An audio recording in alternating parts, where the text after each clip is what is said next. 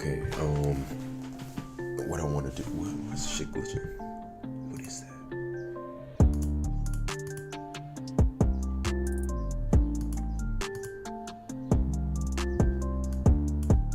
Am I getting haunted right now? I don't think y'all can see that.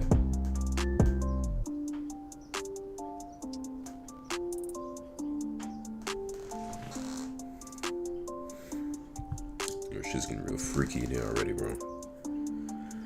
Okay, but I don't think it had the soundproof panels on.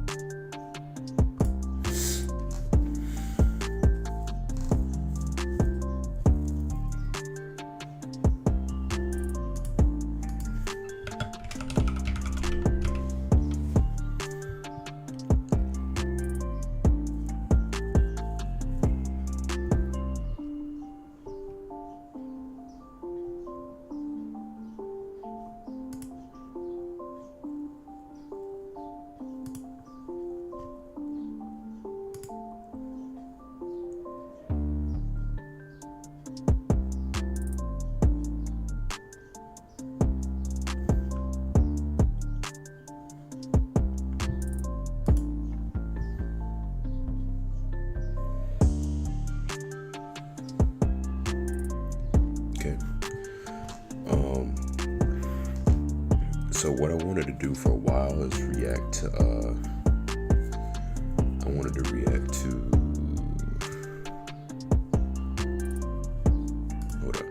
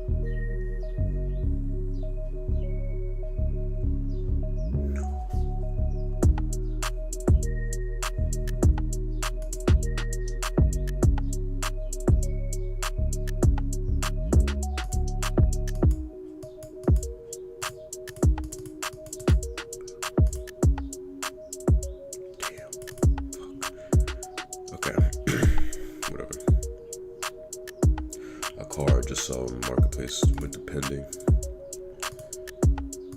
Shit.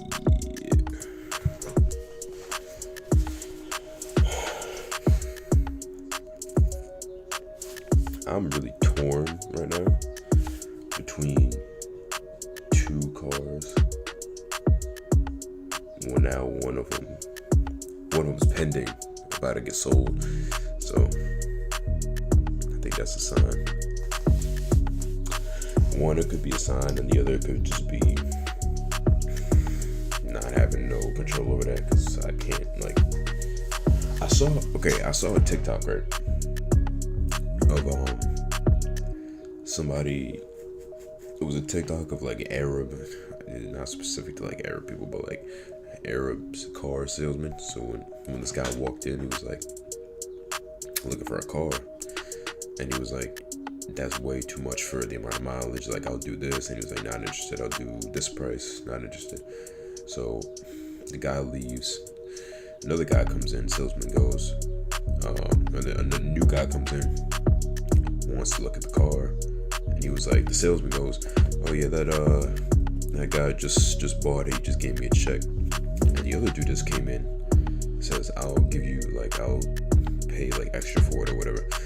Is that even legal, bro? If you already handed this guy a check and you come back and you get a call saying he gave the car to somebody else because they offered more money,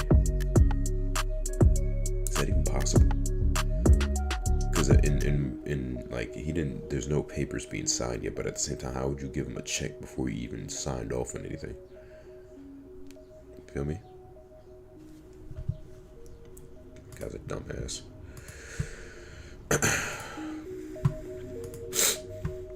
But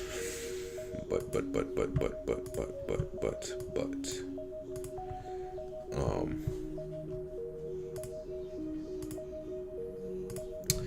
wanted to react to a bunch of these financial videos because they're mad good.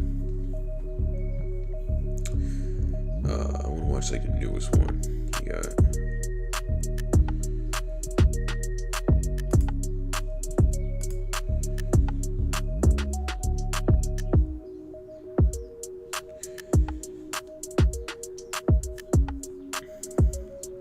there's a few of them, a few new ones.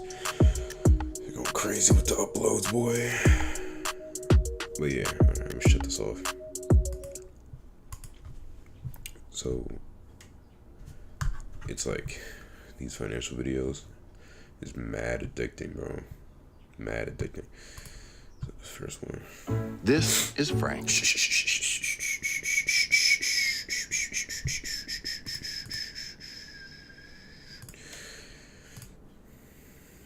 Okay. Let me add that again. Add that for like every screen. Okay.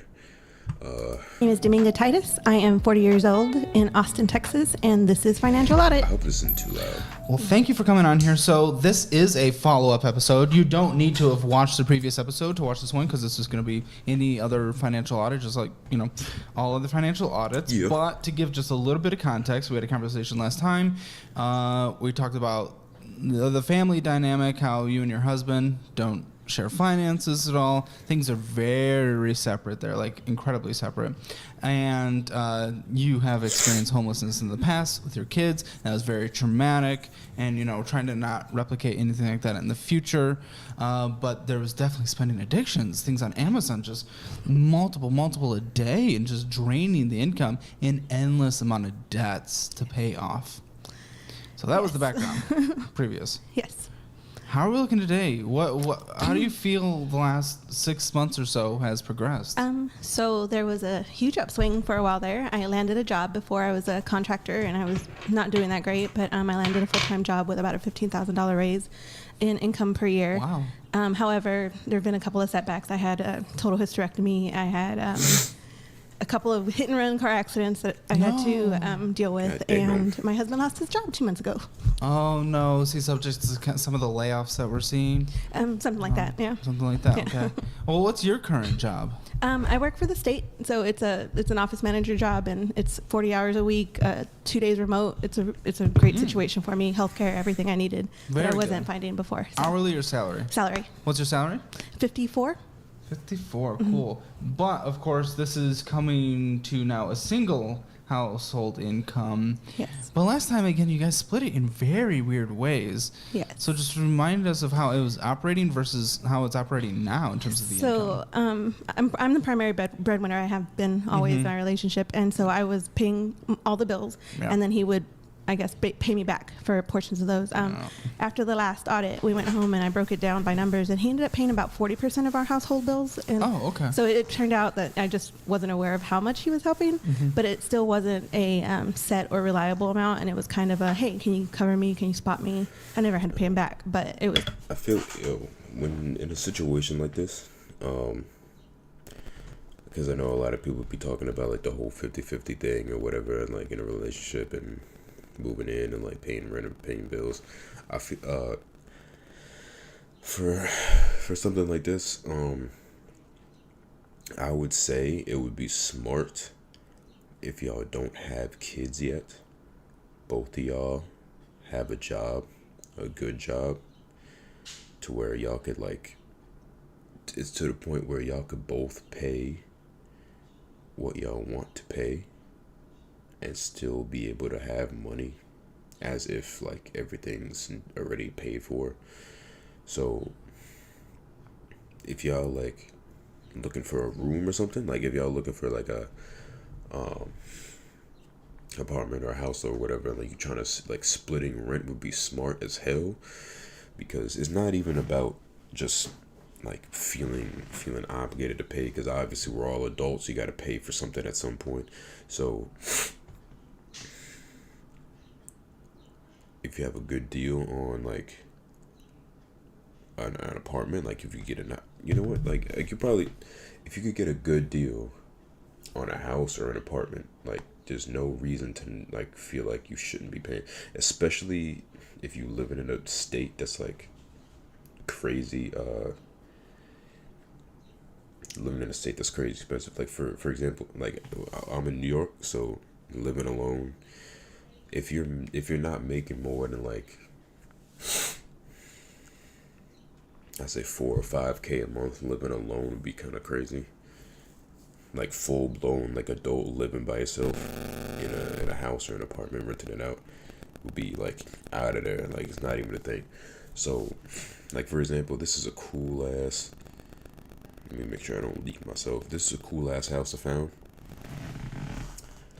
Like this man, and for like, by the way, if it's just me or if it's just one other person, I don't care if it's a small house. Like as long as it's like nice, I like modern design, I like modern houses. If it's just the right size, it's cool. But if I'm trying to get a bigger place, I would want to live with roommates, like as in like best friends living with me, because I feel like that would be fire. And the people, make sure the people around, because people when they hear that, like getting roommates that are friends, are like, oh, you get it, this is risky. Unlike some people, my friends are dependable adults. You know what I'm saying? There's no risk involved in anything, because I'm on top of life. So like this cool, like imagine living in here, like splitting rent when you're like 20, 21, like early 20. Like this is a fire place to look at that bathroom, bro. This shit is hard, and it would be $1,100 a month if you split it 2 people. If you trying to like, there's 2 bedrooms, so if you're a couple, y'all both could take 1 bedroom, and then another couple could take the other bedroom. So that's what, 2,200 divided by 4. You're paying $550 for a place like that. That's amazing, bro. And if y'all don't got no kids, both have good jobs, like everything is gonna be flowing nice. You know what I'm saying? Like there's no point of arguing about having to pay because you this or you that, or like there's no benefit to that. You get a nice ass place. Now if you trying to split rent for like a trench, bro, like I don't know what to say, but it's different. That's a different situation. It's more of a first me then you. So I guess it kind of set us up for him losing the job, because not a whole lot changed other than that I had to pay a little more towards everything. So how is the marriage holding up? I mean, our marriage is surprisingly well. I guess there were a lot of comments and questions on the last video about that, but I feel like our marriage as far as a relationship is good, but we're having more talks about finances, and that's been a little bit of a tumultuous situation. Just trying to figure out where we both stand and how much we're willing to give to the other in terms of leeway, I guess. So is it giving to each other though, or is it giving to the household? Well, I think part of it was that we weren't communicating about finances. We can talk about everything but money, because I am hard-headed and I'm a spender, and he just didn't want to have fights with me. So if you don't want to have fights with me, hit that subscribe button, because I am trying to get to 500,000 subscribers, and thank you to everyone who has subscribed so far. So there was an upswing, and then obviously there were some things that happened. But in terms of the debt, in terms of some of the spending and stuff like that, have we made progress? Are things happening? So deleted the Amazon app after that episode. Good. And it has remained off my phone. Good. There are still some Amazon purchases. Yeah, I was gonna say. Yes, but I literally have to log in. I don't say logged in. Like, I have to go through the steps and make conscious decisions to get into the app, which with my I'm still sober, by the way, a year and 6 months. Good. Almost. Congratulations. Thank you. And that's kind of what I learned with my addictions, is I need to really work for it if I want it. So I'd sit there and things would sit in my cart for a while, and they're definitely not so much splurges as they were before. Like, I wasn't buying unnecessary furniture for the house or things like that. I know you saw some Amazon purchases. A lot of those are, again, subscriptions for like household goods, but I also had a big work event recently that I had to buy some things for myself. What'd you have to buy? It was, so I needed to buy like a whole outfit. I know it sounds silly. It was like I don't know. Hold up. I have to send an email because I'm a businessman.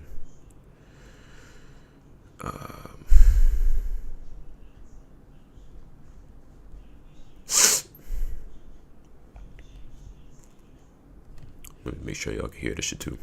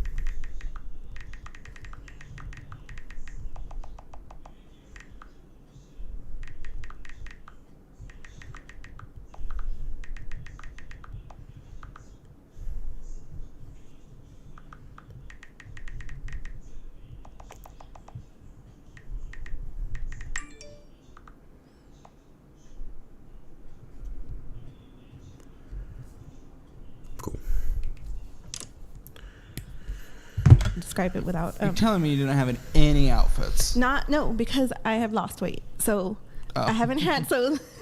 So yeah, I can actually tell you I didn't. And it was my son's birthday was right after his job loss. My husband's flirting job loss, and so I stupidly did some. I know you noticed some afterpay financing, and yes, you did. Which I mean which I'd done so well too.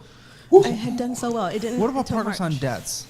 Let's see. I had a credit card debt, I think, that I've been paying down every month at like $300 to $400 a month. Had some collections as well. Yeah, there was a stupid collection where I forgot to pay my daughter's clarinet rental, and so I'm catching up on that and return the instrument because she actually quit band. Clarinet. Yo, let me tell you. If y'all didn't know already, playing an instrument in school was like dumbfounding me, bro. One time in my life, I think I either asked or I found out how much one of them instruments were. I think it might have been like either like a flute, a clarinet, or a violin, bro, that these little motherfuckers be trying to play in class. Bro, these shits were thousands of dollars, bro. Thousands of dollars for your middle school, high school instrument that you still suck ass at playing at. It's been 4 years. Better yet, it's probably been 8 years since you've been playing that instrument and you're still ass. I don't get it. Even like renting the instrument, like, bro, them shits is crazy. I remember, bro, I literally remember it was when it was in middle school. It was in middle school. Anybody I see that went to the same middle school I did, I remember there was the music hall. It was elementary. Nah, because our auditorium in middle school was like, it was either elementary or middle school. It was the hallway with the auditorium here. I think an exit straight ahead, and then like an art room to the left. And I think somebody left class or was heading to, we were going to the classroom, and somebody had lessons or whatever as a cheat code to just leave class whenever the fuck you want. You just see had lessons and you could just leave. And bro, then I find out how much that bitch ass fucking clarinet or whatever shit costs, bro. I don't know how they did it, bro. It's a cruel, cruel, crazy world we live in.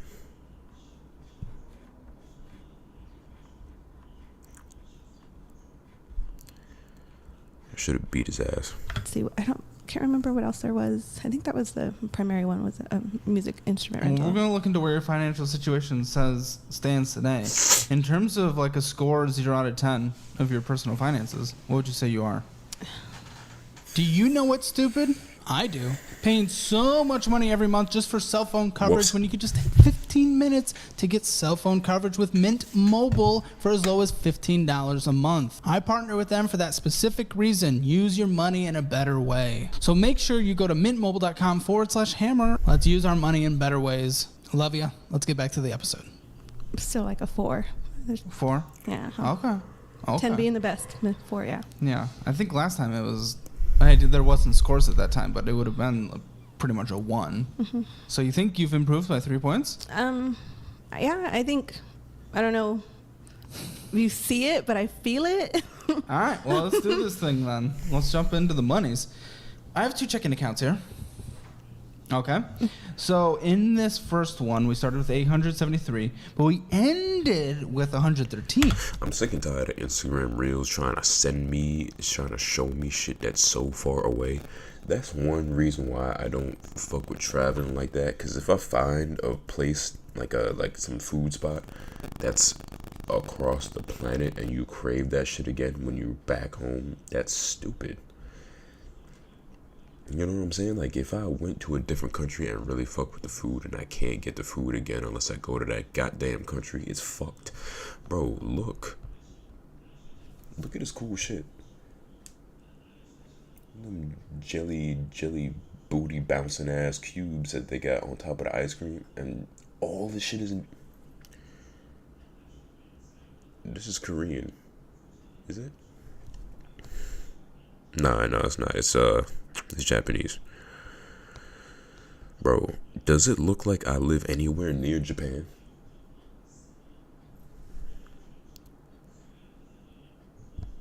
Wait, let me make sure I'm not being racist real quick. Because that's mad, like, backwards.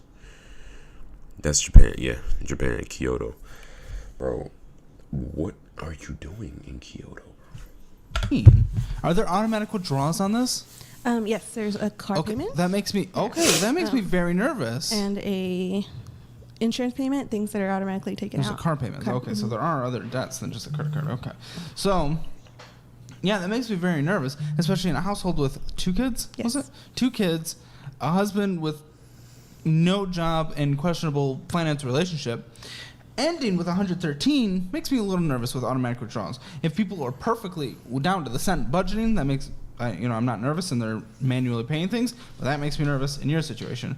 Another thing that makes me nervous, all these green things, if we're making progress, the green things. So why are we clearly, if there are debts to pay off that are bad, and we talked about budgeting, did you actually follow a budget? Did you... Yes, I created a whole spreadsheet and... Well, it's clearly you're not doing it then, right?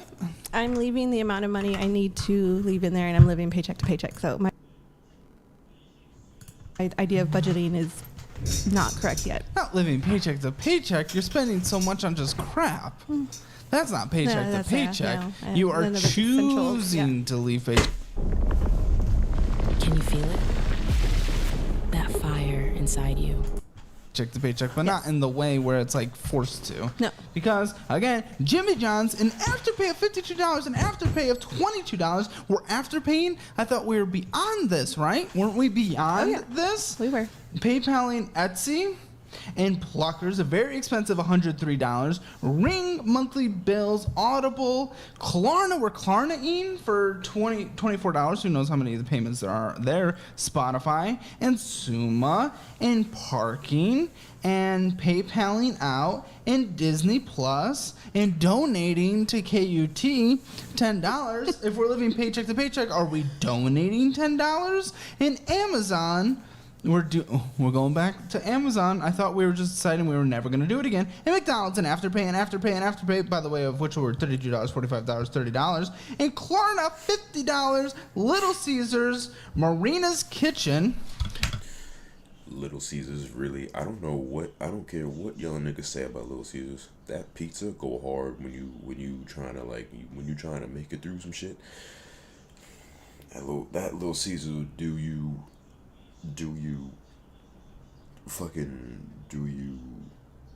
sideways in a good way. Pause. And I mean that, like, that fucking boy. I used to get just a regular pizza, cheese, stuffed crust. Shit was hard. It's a good ass pizza. Oh, guess what? There's another page with green lines. Green lines equal purchases you do not need to do. Waterloo Ice, Tapioca, Mexican Supermaid, and Cinemark Movie Club, and Little Caesars, and going to a bakery, and Half Price Books, and Amazon Prime Video, and Green Mesquite, and Text Tag, which is tolls. You don't need to take tolls. Apple Bill, Afterpay, Affirm.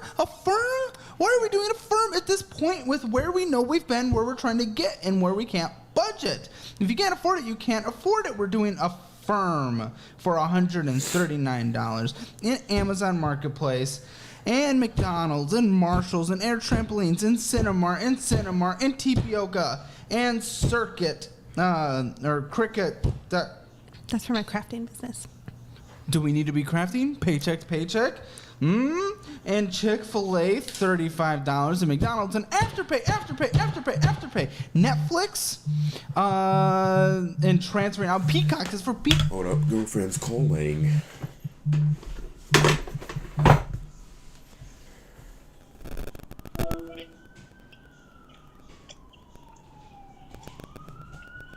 Hopefully they can see my shitty ass bangs. Just turned to fucking strings. Oh, like a fucking ragdoll. And why ain't Gucci out here?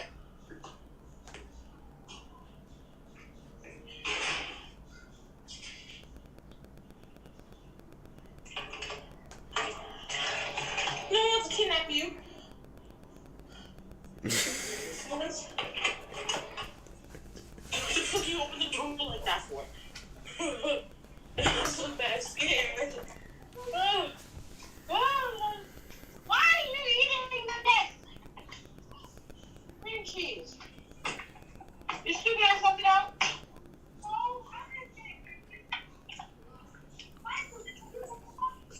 That line. It's not good when you laugh. Oh shit, what's wrong with you? You streaming? Oh, they hear everything? Yeah. Oh. Are you hang up? No. I love you, man. I want to suck his cock to the ends of the days. Did they hear that? I want to suck his cock to the ends of the days. I want to suck his balls in his dick. I want to rub his on my boobs.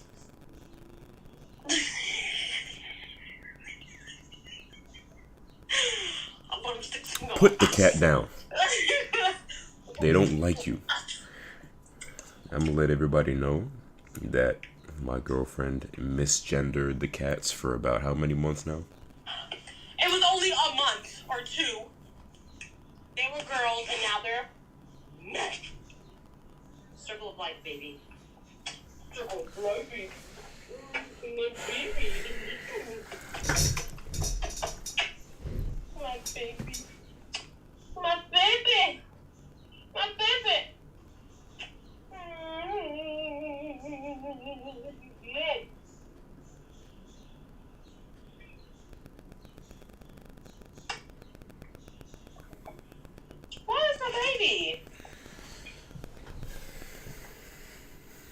my baby.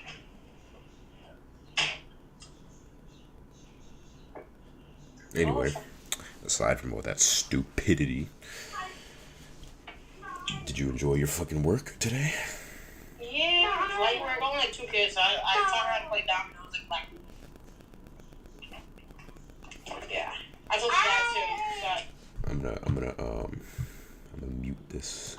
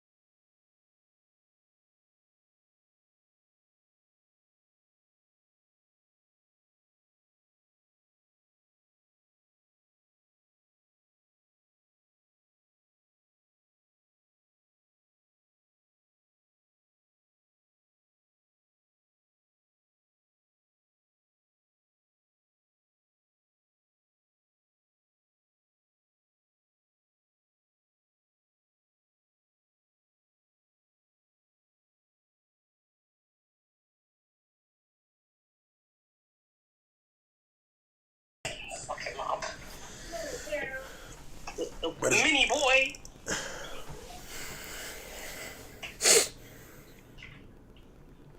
Carrying this nigga like cargo.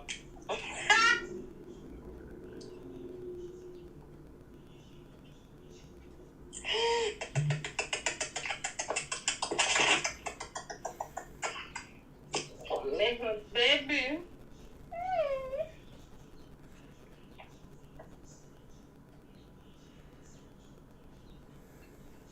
Lovely her. You're so cute. You all look so fucking dirty.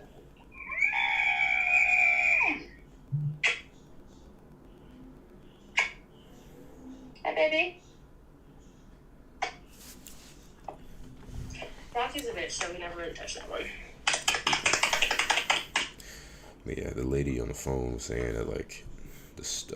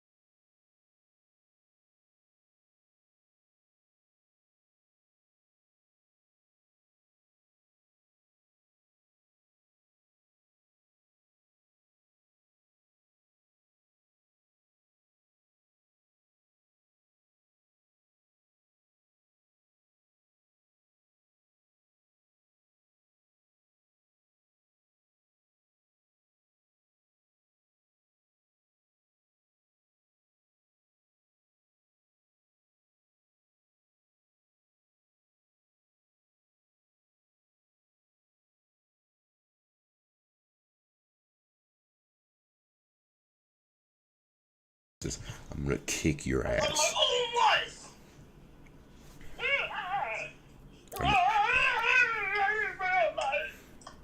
I'm gonna kick your ass.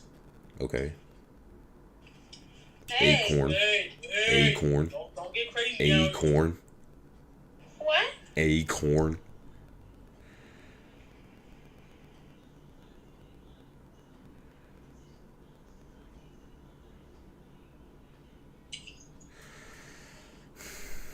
It was a flag. I saved us all. Okay, let me get back to my career. Okay. What you say? I said let me get back to my career. Oh, excuse me, of course. What? Yes, Sensei.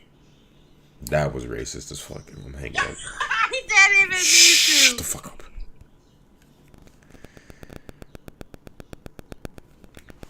Anyway, back to my business. Peacock and Sally Beauty and Dairy Queen. Again, another page. Look how many green lines. Okay.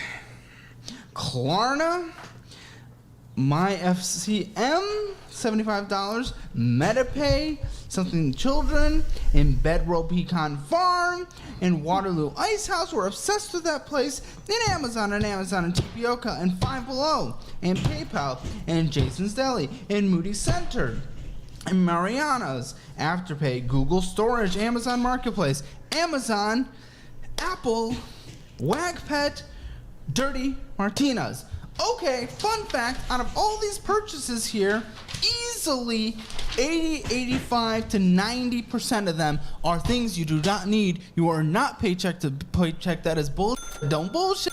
We don't bullshit here. That's not paycheck to paycheck. That is choosing to put those purchases over actually paying off debts, actually living, actually saving, actually investing. We are choosing to be paycheck to paycheck. You are not, in the literal sense, paycheck to paycheck. Correct. Correct.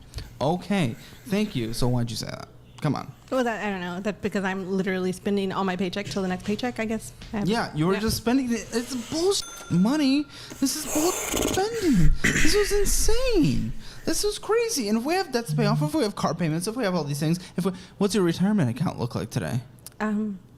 God, I just started it in January or December. That's your only retirement account ever? I think I told you in the last one I ended up cashing out the only other one I had. That's right. Yep. And you're 40, so we have no retirement. So the best 2 years of your life for compound growth are complete, or 2 decades of your life for compound growth are completely gone. You're starting retirement. You want to make sure you're actually able to retire so that your kids are not forced to take care of you as a responsible parent, right? Mm-hmm. So we're putting Pluckers above all that stuff, which is a wings place. And we're putting that above retirement and taking care of ourselves. We're taking that above having an emergency fund and taking care of ourselves. We're putting Pluckers above paying off car debt, credit card debt, and all these other financing things instead of taking care of ourselves. So I feel like maybe some mental progress was made, but financially, have we really?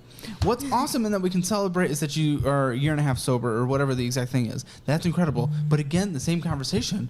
I think some of the addictive personality has been put on eating out constantly, has been put on all these different shopping things. I always speak about mental health here and therapy. Have you sought out a therapist? I am starting this week, actually. Good. Is it because of the health insurance now? No, actually, no. It's I'm just changing therapists. I had the VA before, and I've decided to change things out because things have been going down mental health wise. So. Oh, why? Why is that?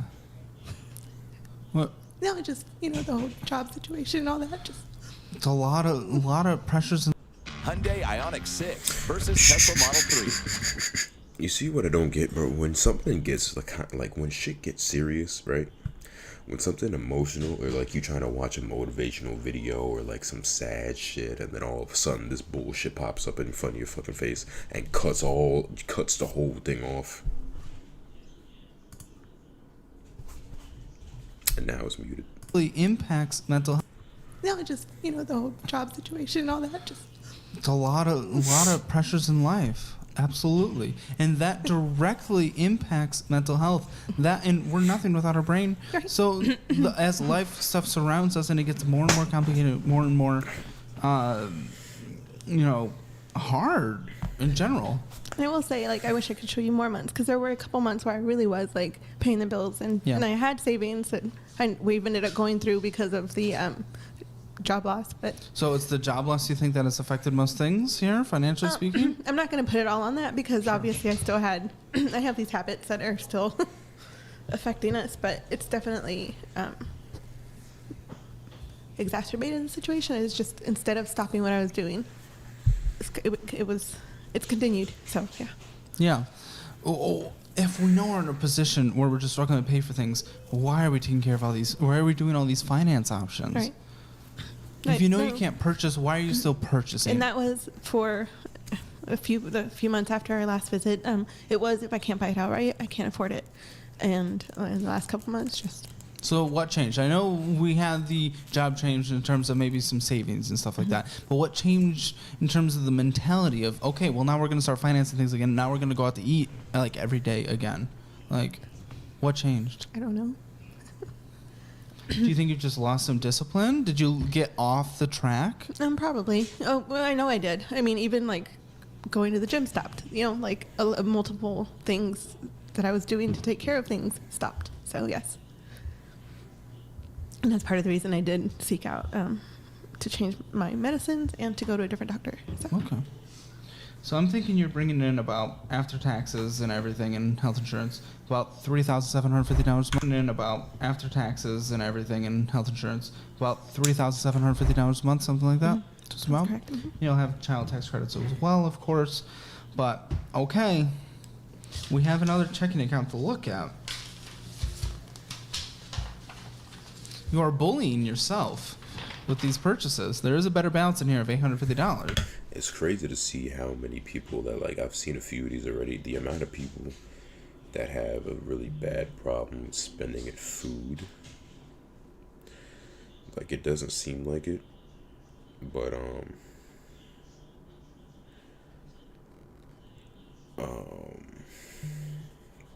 the amount of people that have trouble, like, saving money because of food is ridiculous, bro. Like, just mad, like, these, like, hers too, just mad food on food on food, and it adds up. Like, it doesn't seem like it, but, like, for example, if you get, like, let's say even you do, like, a coffee thing, like, how much is, like, a regular, like, coffee from Starbucks? Like, probably how much, like, $6 or some shit. Let's say 7, just to make it overestimate a little bit. Just say 7. If you go to Starbucks and get either just a coffee or like a little breakfast snack or whatever, it adds up to 7 every single day. Let's just do 6 days a week. We'll do 6 days. So $7 times 6 days a week, that's 42. 42 times 4 weeks in a month. $168 a month goes to that bullshit, bro. And it doesn't seem that bad. But, like, let's say you have a car or something, you just got a car, you're paying a car payment. Just imagine how it would feel if you could just subtract $160 off of that shit, bro. Like, that shit is wild. But Apple bills, and this is what upset me. This is just pending within a day. Amazon for Amazon purchases. This is something we were trying to deal with last time. So it scares me that even if progress was made that I couldn't see, we're back to where we were, and that's unsustainable, and that is scary for the rest of your life. Etsy, Prime Video, PayPal and Out, Prime Video, Tuckerito, PayPal, Afterpay. Come on, these are like $50 each. And Dairy Queen, and Amazon, Apple Bills, Cinemark Movie. This crap is adding up. So we're just spending so much money. And we can't do that. We can't afford that if we have practically $0 in retirement. What's in your savings? Currently like $275. We had it up to almost $3,000, but it's gone. So. Okay. And then what we've added up here is, in terms of different subscriptions and stuff you've done, $233. And then that, $840 of going out to eat spending. $840 of your $3,750 that that's are rent, you know that's a back. car, Gas that's a nice $280. car. So lots of stuff driving. Lots of driving. It's closer to $4,000. We saw $4,000 hit your payroll. Sorry, I should have said that. So the Again, next I used to get for a little bit. I used to get a coffee or whatever from 7-Eleven before I went to work, and that shit was like, it was only usually like $5, like every day, almost 6 days a week. It would be like $5. Either way, I still cut that shit out. extra $250, and I was 'Cause I don't need guessing it. Afterpay, Klarna, need coffee. Affirm, your payments $754 is what you've paid towards that stuff. And those will be done this month. And I'm going to say it again. I'm going to stop using them. But And then Bridgecrest, big thing there, $558 as well. that's the car payment. And then Wag Pet donation, $303. It was a You dog, can't do I know. that. You can't do. I want you to give so much, Hold but up. you can't do that now. You should just donate $300 to some dogs, bro. Oh, when you can't even give it to yourself. You can't even give to your own retirement and savings. $200 in the savings. We cannot be donating. Donate eventually. We can't now. It's not a thing. It can't be. Do you still have Credit Karma on your phone? I don't know. I know I have an account because it sent me an email the other day. Go ahead and look it up and download it if you don't have it. Oh, yeah. Okay, between low 600s, high 500s. Well, Electric Dream Days are here. Come in now and experience the intense thrills and incredible offers. a payment history of 14%. Damn. Okay, remind me of the student loan thing. It's 41 missed payments. Oh, yes, because I just wasn't working for those 2 years or year and change. So I am paying every month but it's a very small portion of those and an IRS debt that I'm still paying towards. So What? How much is owed to the student loans? God, like 38. Still? Mm-hmm. $38,000. What's your minimum monthly? I think I worked it out towards 75 twice a month, so 150. It's barely shipping at anything because actually it's shipping at nothing. 'Cause it's What's all the interest principal. rate? God, I can't remember. I can't see on here. You couldn't get your statement? I might have it, but I don't have it on me. But I think Oh, I hate interest so Oh, much. yeah. No progress is being made on these with missing and stuff. U.S. Department of Education. Have they started garnishing wages? No, No. because you're currently on time with the payments, but we're just not making any progress. We want to pay these off as soon as we can because I can tell this is going to be like. Usually with student loans, it's like minimum monthly payments, but what? Yeah, and then you're missed right now on the instrument. mm-hmm. The That's instruments. So what are you doing with it? paying. Like I'm Even though behind. you returned it? Yes, because I still owe a balance from when we had it in our possession. Why didn't you $861? Mind you, that fast food, the food going out, could have covered this entire thing. Yeah. Yep. So why are we even doing this? Again, that's where I get a little upset at the spending. What's the monthly payment on this thing? The instrument is $56 a month. Do you know the interest? No, because they're just asking me to pay back what I owe. Okay. The Department of Education. Yeah, these are terrible. -6% paid, -6% paid, -5% paid, -4% paid, -3% paid, -4% paid, -6% paid. Oh no, that's right. Bridgecrest, the car. Oh, sorry for the vocal fry. Still getting over something in my throat. Doesn't feel like anything, but yeah, I'm just like vocal frying. Okay, 3% paid off. What is the car again? What is the what? I'm sorry. What's the car? It's a Honda Civic or Accord, Year? 2015. Okay. Is it worth $21,000? It only had 38,000 miles on it when I got it, and so Yeah, but is it Okay. Well, we can look. 21,000. When'd you get it? Nah. In January. My car. You just got it. My car broke down. No. What? Yeah. What was owed on the last car? Could probably get. So we've gone further into debt, is what I'm hearing. So from last time we were making Get a progress, brand new Accord for like 30 something. what? And it's 75 months. Not even 72. It's 75 months. 75 months. I'm making double payments on it, but not anymore since he lost his job. So I made my I made gosh. 4 payments in 2 months. And It doesn't even matter because it's $558 a month. That's an insane payment for your. Oh. No. What is the interest rate on this? You have to know the interest rate on this. Yeah, it's like 21%. Are you sure it's 21%? Because they think it's 24%. Oh, maybe it's 24. Okay. 24% loan? You went and signed up for a 24% loan? No. Okay.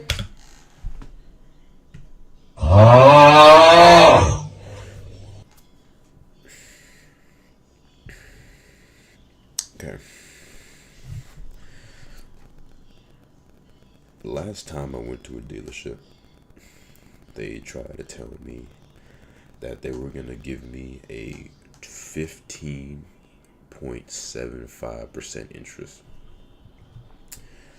I looked at that paper, I turned it around, slid it back, and said, "What the fuck, bro? That was wild." 15. I didn't even know it went that high, to be honest. But in the 20s, like there's a bunch of people that got cars in the 20% and up interest. That is a robbery in plain sight, in plain daylight, no mask on.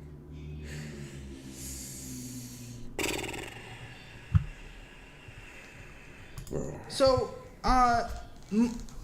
okay, this is blowing my mind right now. We're further in the hole. We've gone worse. You've seen probably some of my other videos. We had a conversation. How could we possibly, if you're trying to get into a right situation 4 months ago, after our video was already done, well within a few months before that, why would we go get a $21,000 loan at 24%? How is that? Did someone talk you into it? Was the husband like okay with it? Where were we? I need to know how you did this, or else. I needed a vehicle. But why'd you do this? Why'd you not go get a crappy $5,000 car? I don't even care that a mechanic like says is drivable and will get you somewhere safe and is from like the mid 2000s for a while you saved up some money, a bit at least, or $10,000 with a loan of like this interest rate because your credit score's really bad. But why'd you decide to go over $20,000 on a 2015 car that's probably not worth that? I don't know. We can look up. But why? If there's no why, then what that immediately screams to me, and this is not to be rude, but what this immediately screams to me. Say what's up to string.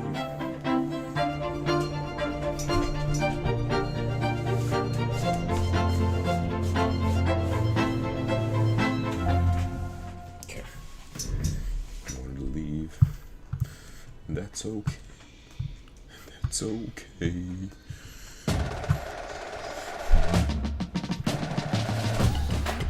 Bomba.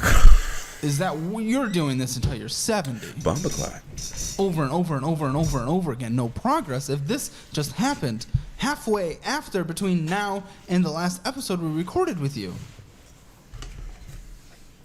Please, there has to be some why. Okay, fine. I mean, why'd you not get a $10,000 car? I could not find financing to get a $10,000 one, and I only had $3,000 in hand. That doesn't make sense. You got financing for a $20,000 one, Yeah. but you. I tried different credit unions. They didn't help me. I tried different financing options. Then Did you look at personal loans and stuff as well? yes, I So, did. okay. I went through my bank. I went through. Who approved you for this?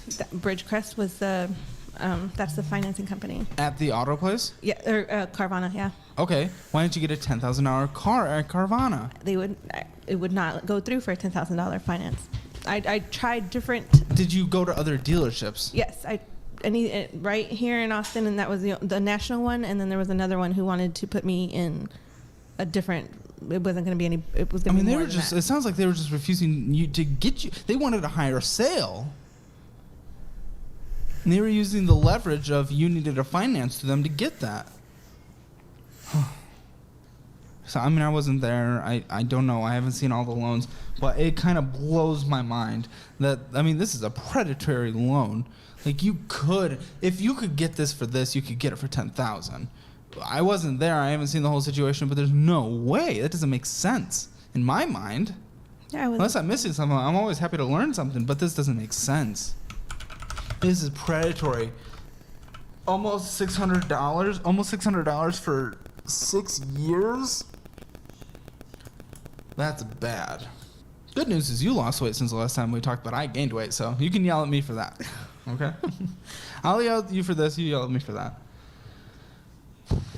Okay, I'm scared. Like, what do we do from here? Can we make a budget? Will you actually follow a budget? Like, again, this might sound rude, and some people have found this rude, but I'm going to say this just to put things into perspective for you as a parent. And I am not a parent, but we can talk about this from an economic point and responsibility point. If we are going further into debt, if we are choosing to eat out and go do these things that are fun, and we are not contributing as much to paying off the debts and then eventually retirement so that you can have a full place to retire, equals irresponsibility. Because what are you doing in that situation when you're choosing food and new cars at $20,000 with a predatory loan over these responsibilities? You are saying that you are forcing your children to then take care of you when you're in your 70s because you have nothing saved up and have to rely on Social Security if it even exists at that point. That's what you are choosing now. Do you understand that? Does that make sense? Yes. Okay. Well, Putting it like that, yes. Okay. Have you ever thought about it like that? No. Okay, well, maybe that's what we need to hear right now so that we can do what is right and overcome it. Because you had a fire lit under your butt, and this is what scares me every single time, is you had a fire lit under your butt for a couple months, but then a setback will happen, a little setback will happen, a setback will happen. And even a major one like a car thing, and I do understand that. But we can't let that derail our entire life. We need you to be able to take care of yourself. What about the husband? Does he have any in retirement for you both? No. Has he been applying for jobs like as a full-time job? Mm-hmm. Okay. What job did he have? He was a retail manager. A retail manager, but retail's hiring like crazy. Mm-hmm. He's putting the job. I'm helping him put in the job application. Is he not willing to take a temporary job of working $15 an hour in retail just to make some money for 40 hours a week? He has not gotten callbacks. I don't know. We're both applying. Curious. He's applied at like grocery stores and things like that. I have a place, my friend used to work at a place of retail. She has a better job now, but they call her like almost every other week because they're like, we need people to work. Come, please work here just a couple hours a week. Then I have another friend who does work in retail. She's, younger sister of one of my friends here, and, she's a friend, and they're giving everyone raises to stay there because they're desperately trying to retain people because so many people are leaving, and then they have a hard time hiring people. If you looked around Austin, I'm not saying he can get a retail manager position right now. Okay. That might be the harder one to find. But we could at least get him something where he's bringing in money because there's a family to take care of. If he's only taking care of himself and he just wants to, if he's not willing to sacrifice and go down to a job he might feel is beneath him, like, okay, fine, whatever. That's you. I mean, I would still, we'll slap him around a bit. But with the family aspect of it, we got to be bringing in something so we can make progress. Does he have debts? No, I mean, he's got his car he paid off or bought outright. No, I mean, he doesn't have credit cards. He doesn't have... Good. No, so, no. Can you do something for me that I think might help? Lock your credit. Okay. Lock your credit so you can no longer do a firm and all that crap, so you can't apply for credit. Okay. I didn't know you that was possible, you can unlock your credit and then you can do it. But again, you talked about those barriers making things harder for you. Yes. Is a way to help. And again, this is something that I think when you deal with your actual mental health with your therapist, you'll actually find better solutions because that's not, something. I need extremes. Like, that's always, for the last few years, I need to work in extremes. Like, if that's what it takes to stop my spending, then that's what I do. Lock your credit so you can't apply for credit.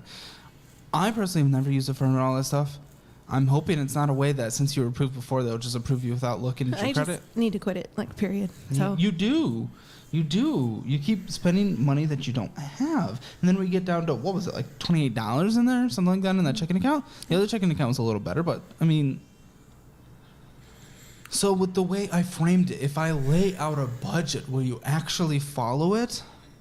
Will I you will, follow yes, it? because that's, again, like, I need that structure. I need that. You have to. And mind you, if you don't, you are saying, I'm putting the burden of my entire life on my children.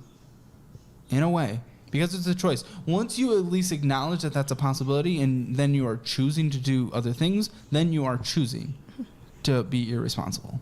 In a way. Might not feel like it in the situation like, oh, I haven't been to McDonald's in forever. Let's just have a little swipe. But in reality, in the grand scheme of things, it is being irresponsible. Mm-hmm. Okay. So let's work on a budget. This is going to be hard because this is for a household of 4 with 1 income right now. He needs to just go work $15 an hour. I don't care. He needs to go to Whataburger and get like $12 an hour. He just needs to bring in money while he's applying for jobs he wants. Just because there are people we need to be taking care of. There are situations we need to be taken care of. Did you have a conversation? Hyundai Tucson versus Toyota RAV4. Doesn't. With him about a combined income? I think we like glossed over it, and it's just not. It's not. He wouldn't do it. I don't want to do it. Why? I don't. But we need the combined income going to goals, paying off debts faster, paying for the collective household bills, not your bills, my bills, your bills, my bills, and we need to be collectively saving for retirements. Obviously, there are individual retirement accounts, but we need to be able to be doing things as a couple. Do you guys not see, like, a future? I'm curious. Like, how do we do? You know, we have those silly discussions where, like, oh, when we retire, we're gonna move to Wyoming type crap. But right now, we're not going anywhere because we'll be working until we die. Yeah, but if like, why even have that conversation if we're not doing our goals together? Right. And that's I need to just. I don't know if it's I don't want him to see my accounts or. Does he know about this stuff? When we had the conversation last time, he wasn't aware how much I was spending. He just assumed that I was taking care of things like I had always done. Is he aware now? Probably not. No. We should be having monthly conversations about the budget. You should be on the same page with budget. Well, in the real world, what you should be is it should be combined. We should have a combined household budget, and we should be including whatever income he might have. Have a combined household budget, and we should be including whatever income he might have should be going towards paying off your debt. And then getting a household emergency fund. Instead of yours, his. But I can't do that. He does not know. And it doesn't sound like you're willing to do much that. debt you have? Have you considered couples therapy? Or how much money you're wasting. We've talked about it. Yeah. Do it. Like, it sounds like other things are great in the relationship, and that's fantastic. But this might be a worthy conversation having with a couples therapist so that you guys can meet goals together. Do it. Like, it sounds like other things are great in the relationship, and that's fantastic. But this might be a worthy conversation having with a couples therapist so that you guys can meet goals together. We're just not getting there right now, and I'm scared.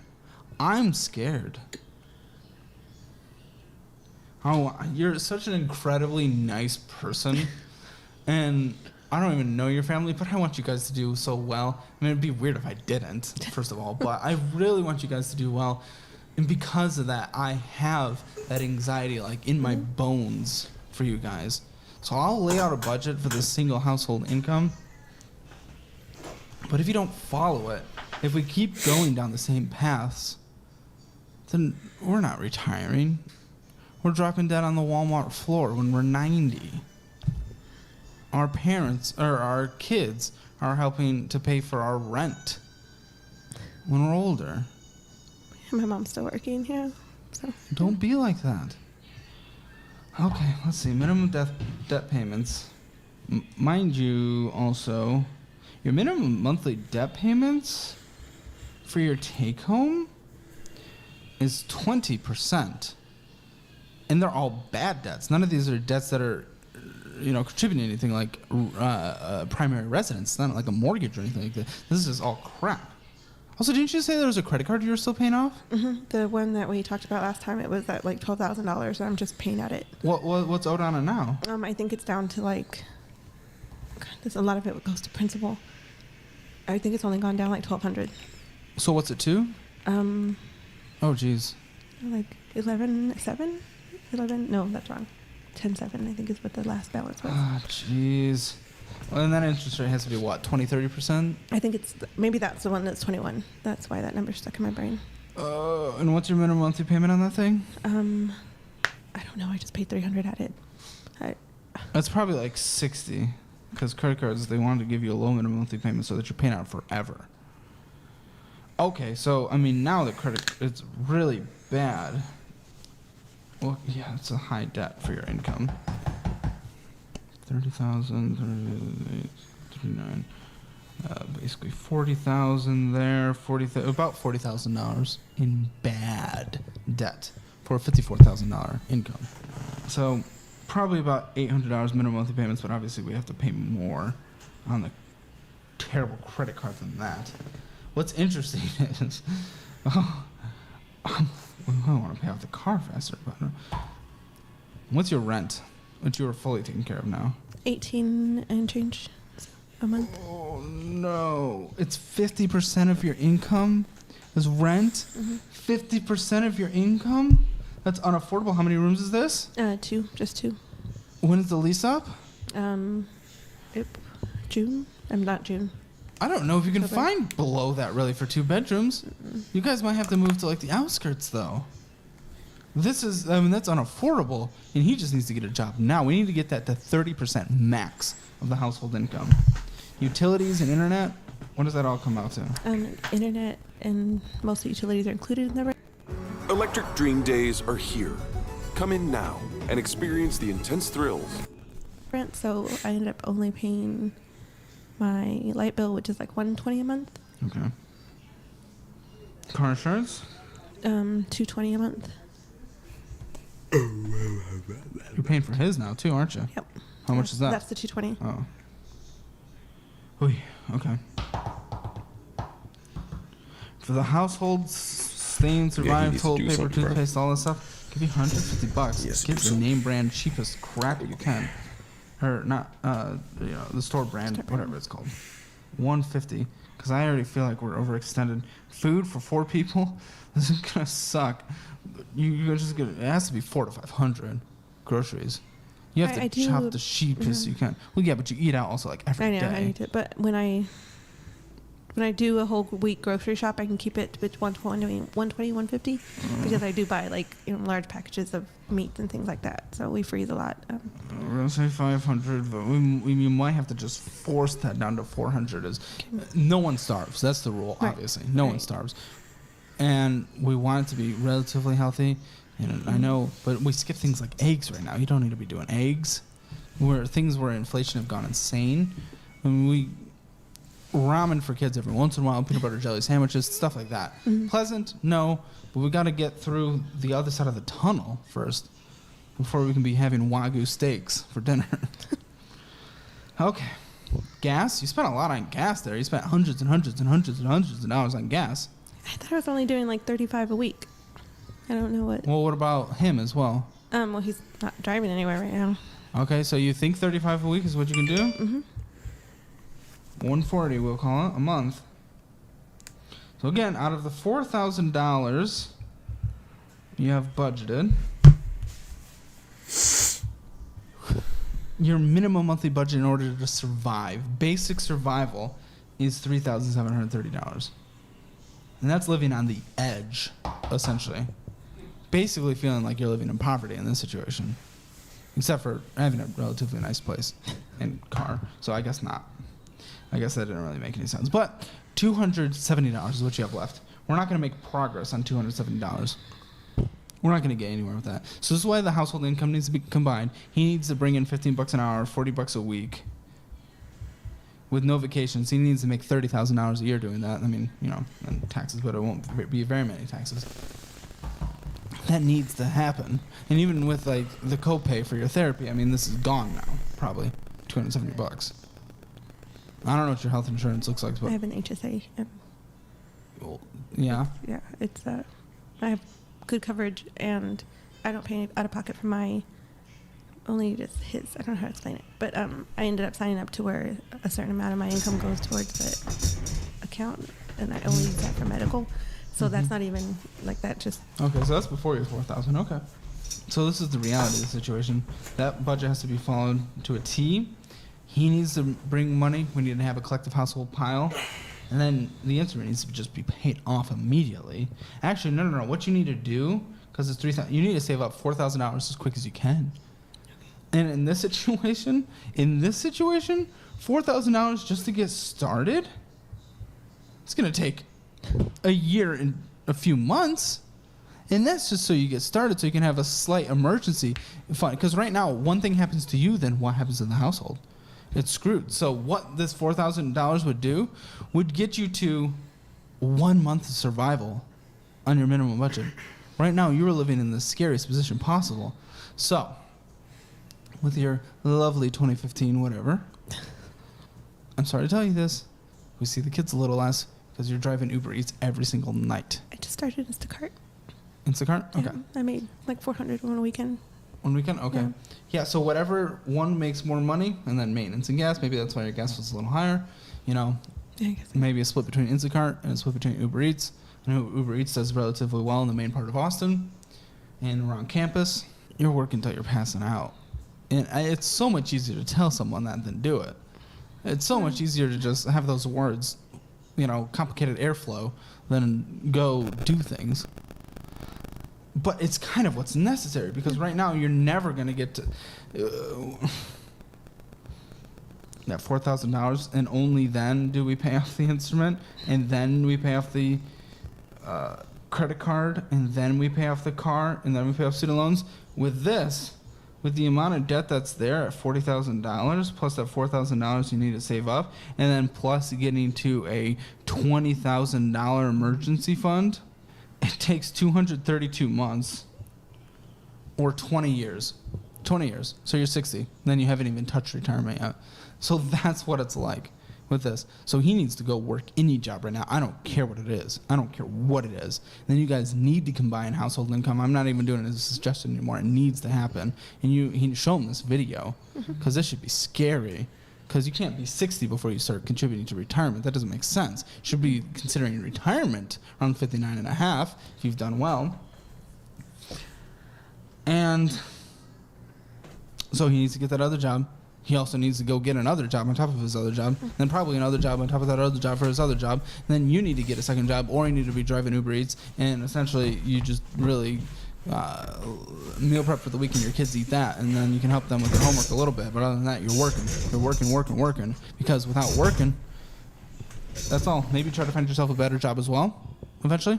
Yeah, I just did a week of Instacart, and yeah, I didn't get to see the kids hardly at all. And that's the hard part, but that's the sacrifice. If you can go bring $30,000 at home a year, and you guys have a combined household income, and you start tackling this, it changes the whole story. It changes the story. Maybe you're out of this situation in 2 to 3 years versus 20 in terms of having a fully funded emergency fund. Because the steps from here is saving up that 1 month emergency fund for you, paying off the debt, probably smallest to largest. You could do Avalanche. You could do the car first because the interest rate's insane. Then the credit card, then the student loans, and the instrument. That doesn't. I would get the instrument out of the way and then maybe do that. But either way. Another thing I might do, and this absolutely, you probably hate this and wouldn't do it. I don't know what the value of the car is, but through Credit Karma, what you will see is guaranteed personal loans, where they basically guarantee you will get approved for the personal loan, or they will give you money, like a compensation for not getting approved. Look into that. Just look into that. It's going to be a crappy personal loan, but not much crappier than the car thing you have.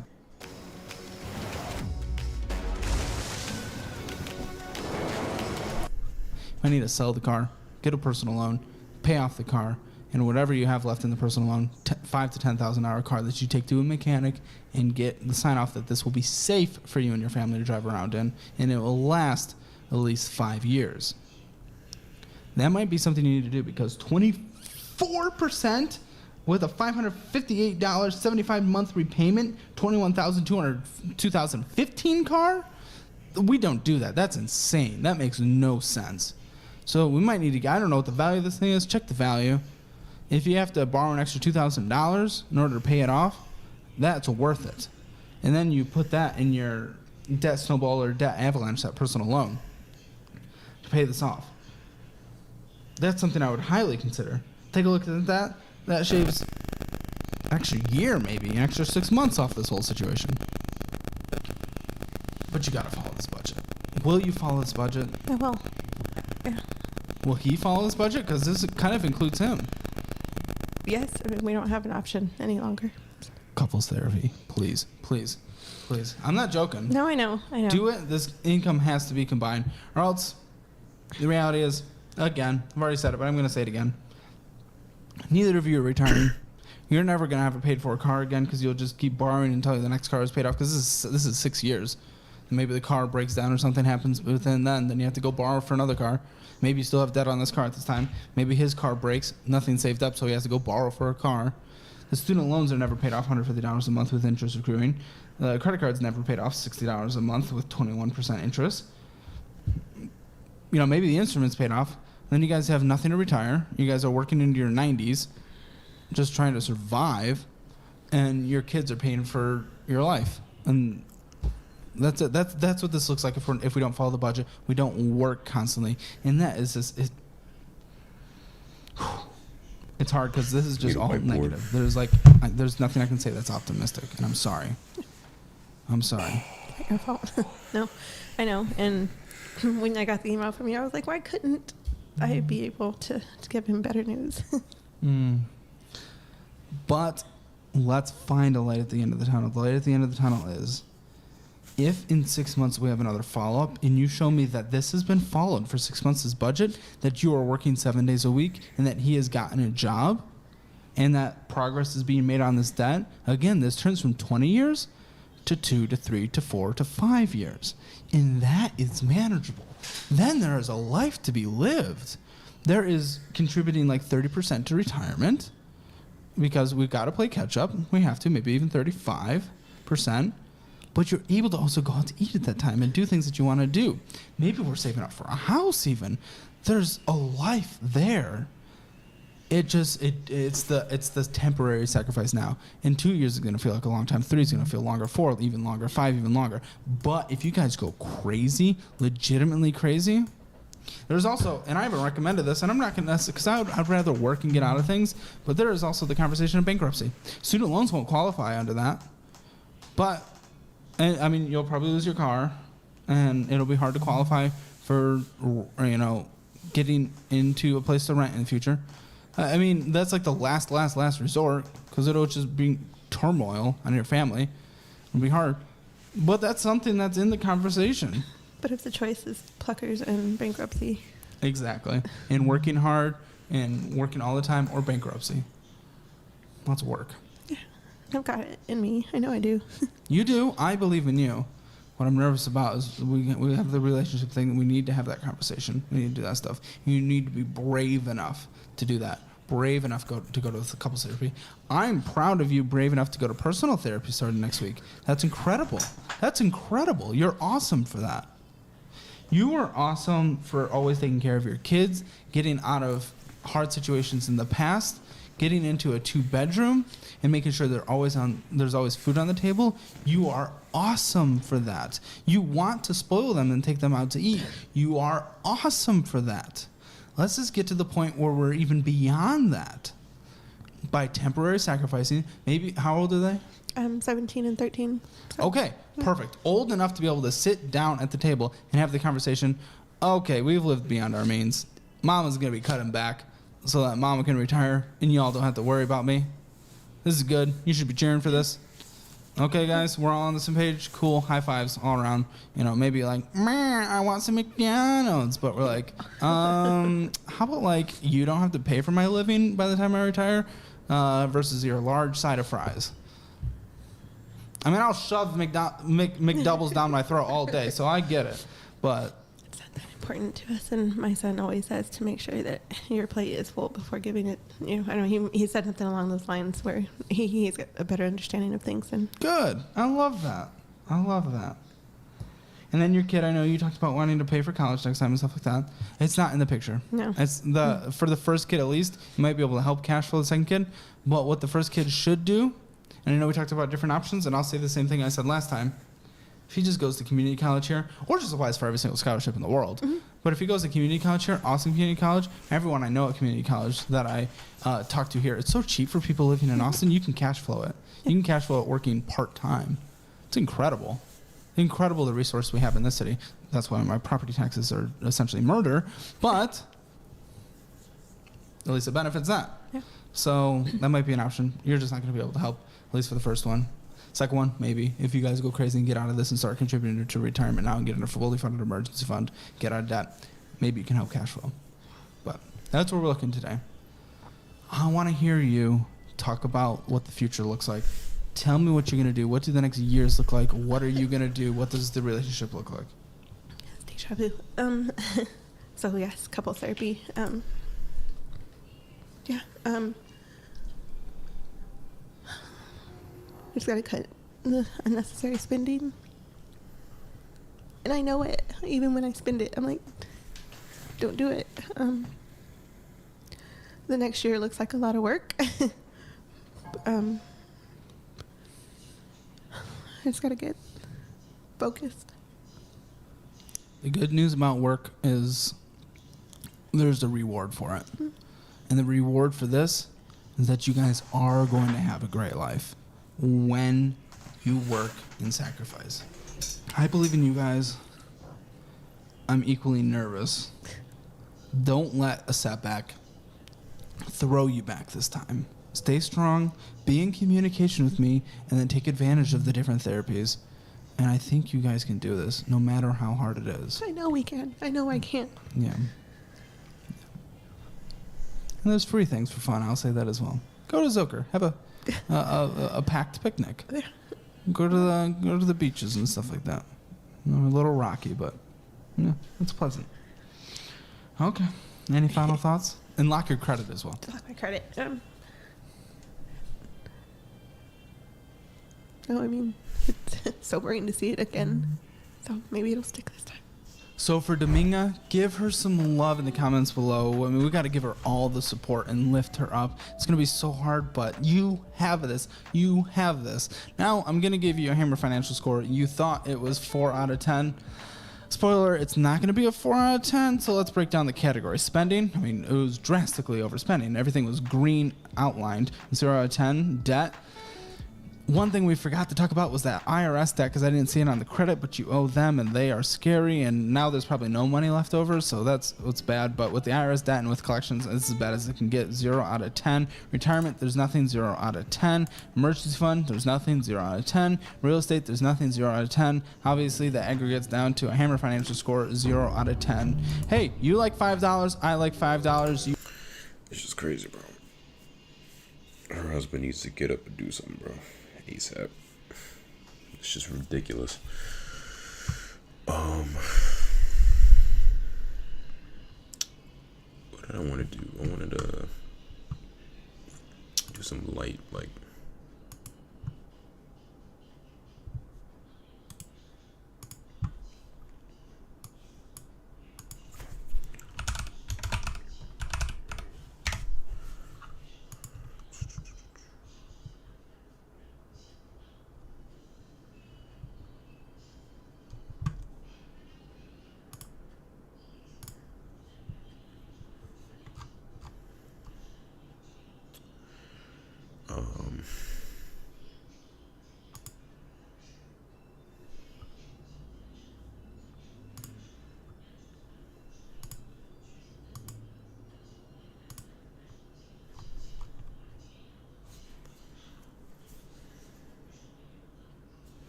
bro, these niggas is horny, bro.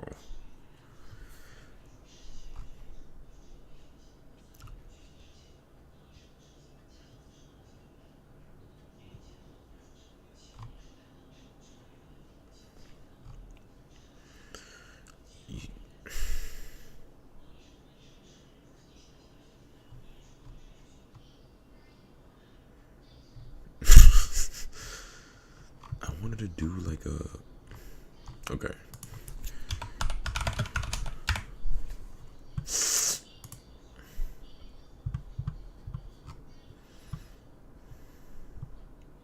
Okay, we're gonna do a tier list.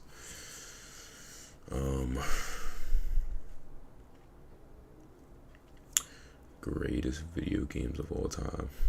Let's try this. Okay, there's a lot to go through.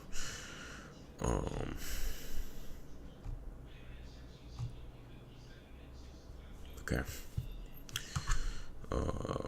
Do this. There's a lot of tiers too, so I might not even, the games that I haven't played or haven't heard of, I'm probably not even gonna include it. I'm not even gonna put it down here unless we got some ass games in there.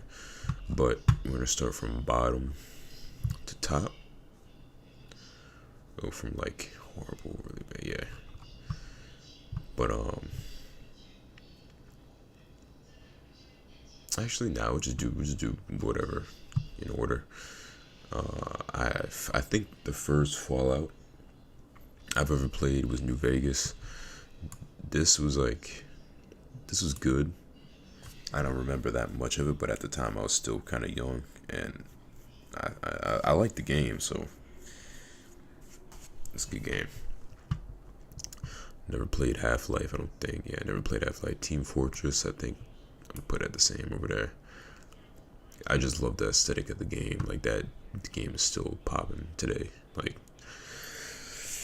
the art style and all that, like the videos people would make about it, like, it was just mad fun, bro. I just loved everything about that game. There's some music in the background. Some music in the background.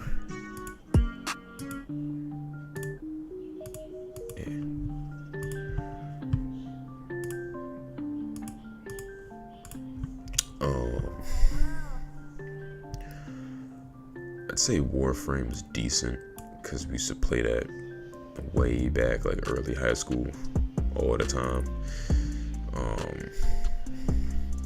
It was alright. Like, I remember spending some money on it to get some overpowered shit. That was really it. I didn't really do that much in the game. I feel like I sound like a fucking nerd right now.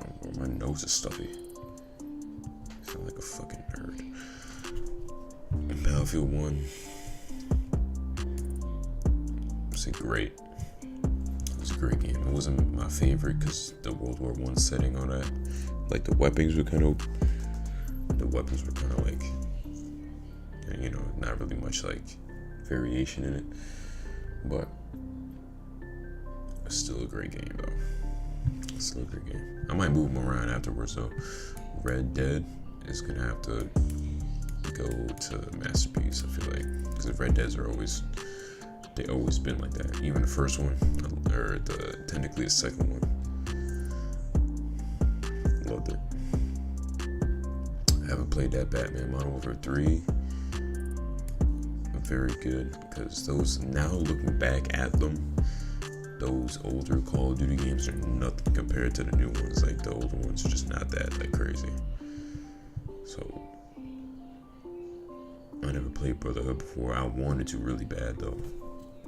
I wanted Brotherhood so bad, but I never played it. I don't think I played the Star Wars game either. Not that one. I had a different Lego Star Wars game, I think. I don't remember if it was that one.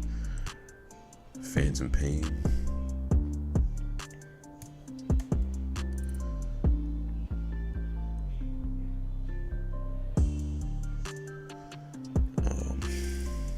They decent. I'm not really like a Metal Gear Solid type of guy, you know what I'm saying? I'm not really. I haven't been in that much. GTA 4. You already know, bro. Masterpiece. Easy. GTA. I never played Black Flag, really. I played like the first mission, I think, and I just gave up because I think it was back on the PS4 and the graphics were ass. It was a remastered one, I think, and the graphics was still ass. So, Watch Dogs 2, let's say it's decent. I didn't really play that much. I don't even think I finished it, but I did play it a bit. Honestly, I never played Mortal Kombat. I don't really fuck with like that. I never really played it. Far Cry 3, I played Modern Warfare, I'm gonna say it was amazing.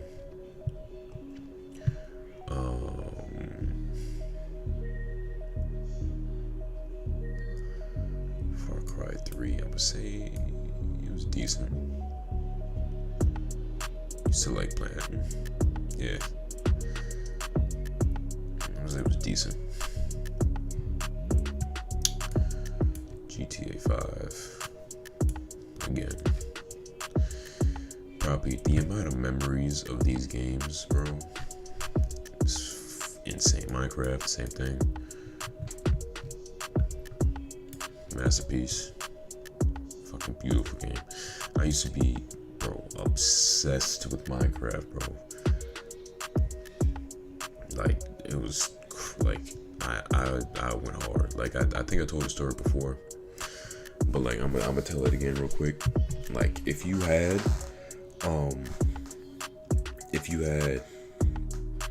let's say just like immigrant parents, or if you have like just colored parents, the idea of using a credit card was non-existent. Like my parents had one, but it was only for like serious purchases. Whenever you brought up trying to use a credit card with your parents, it was like you offended them or something. Like, the only way to buy this game at the time for real was with a credit card, because I wanted it for the computer. I don't even think my computer really ran it that well. It was a shitty computer, but I was so obsessed. I had to find the free version. I found the free version of Minecraft. It wasn't updated the same as the actual version though, but it was like just enough to where you could still play it and have fun. Downloaded the free one. But yeah, like using a credit card with those types of parents is like a sin, bro. It's crazy. Like you just couldn't do nothing with a credit card, bro. I had to find a way to, like, the only way I could ever really get a credit card for used for me was maybe for holidays, like my birthday or Christmas, where I asked to like order something, like order some of my gifts off of the internet or whatever. But that was it. Credit cards were not a thing, bro. They were not a thing.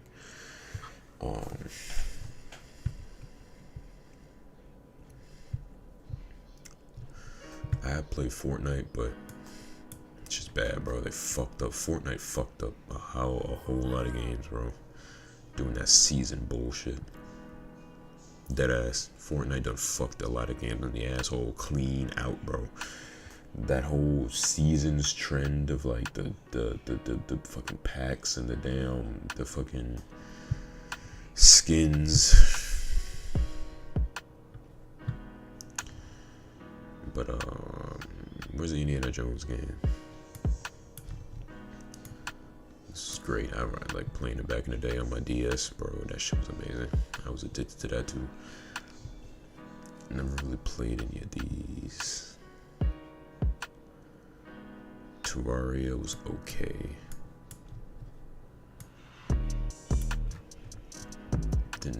We played it a bit. Oh, that was the game Firewatch was cool. I remember it.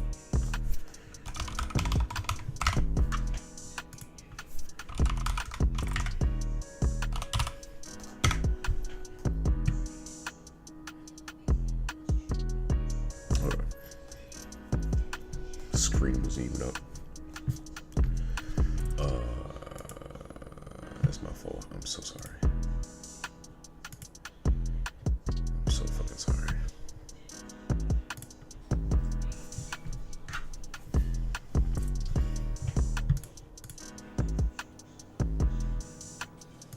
Did you put it on the other side? Whether you're starting up or scaling up, work happens every Side. I'm a freaking idiot. I don't know what I'm doing with my life. You bastards! I'm coming to get you! I've got muscles out the ass! It's a pretty game. I like games like that a lot. Like those like really nice looking games. I never played it though, so I'm not gonna put it on a thing. For Honor was cool. I'm gonna say it was good. It was good. I had some fun on there. Left 4 Dead 2 at the time should I do very good? I'm gonna say very good. We had a lot of fun on there.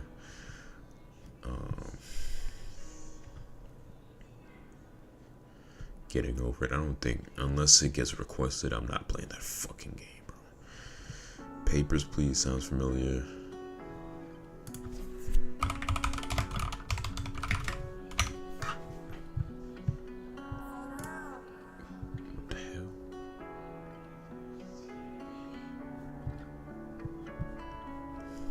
Yo.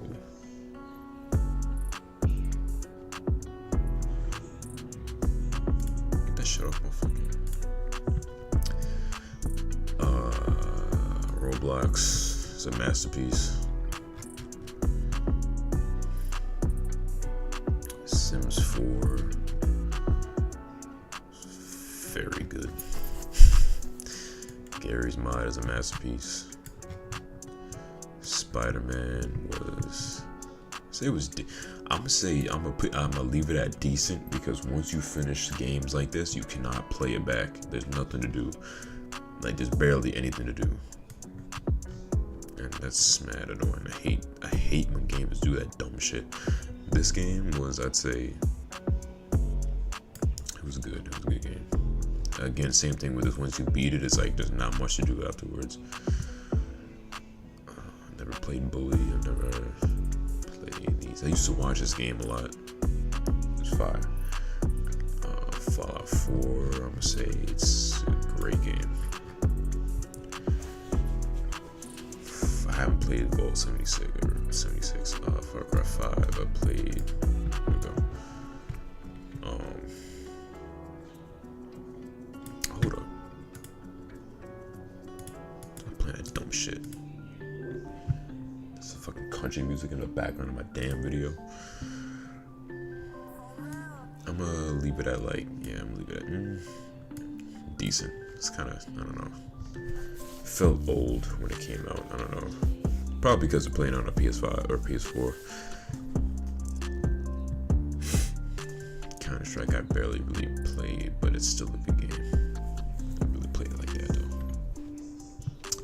Saints Row 2 was amazing. That shit was mad fun. Cuphead, never played it. Never played any. Sniper Elite 3. I'm gonna say it was good. Siege is fucking horrible, bro. Siege is. This is amazing content. Hold up. I need to do this again. For any of y'all trying to defend Rainbow Six Siege as a fucking game, I need to show everybody this and make sure y'all know what I'm talking about, bro. I'm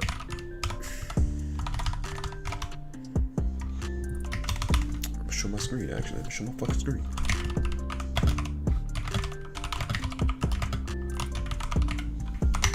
This is what the game was supposed to look like. Remember this, watch. Pause the fucking music. This is what the game was supposed to look like. Watch this shit.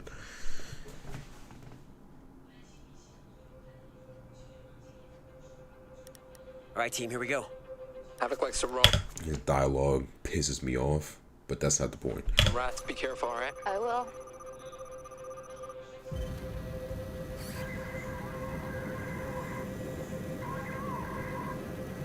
Oh, first floor is all boarded up. Yeah, we faced these guys before. Alright, my drone spawned on the second floor.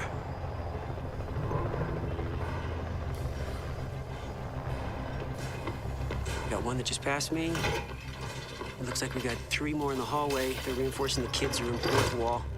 Right there, they're blocking the master bedroom. I got one, ground level. Looks like he's blocking the main entrance. Oh.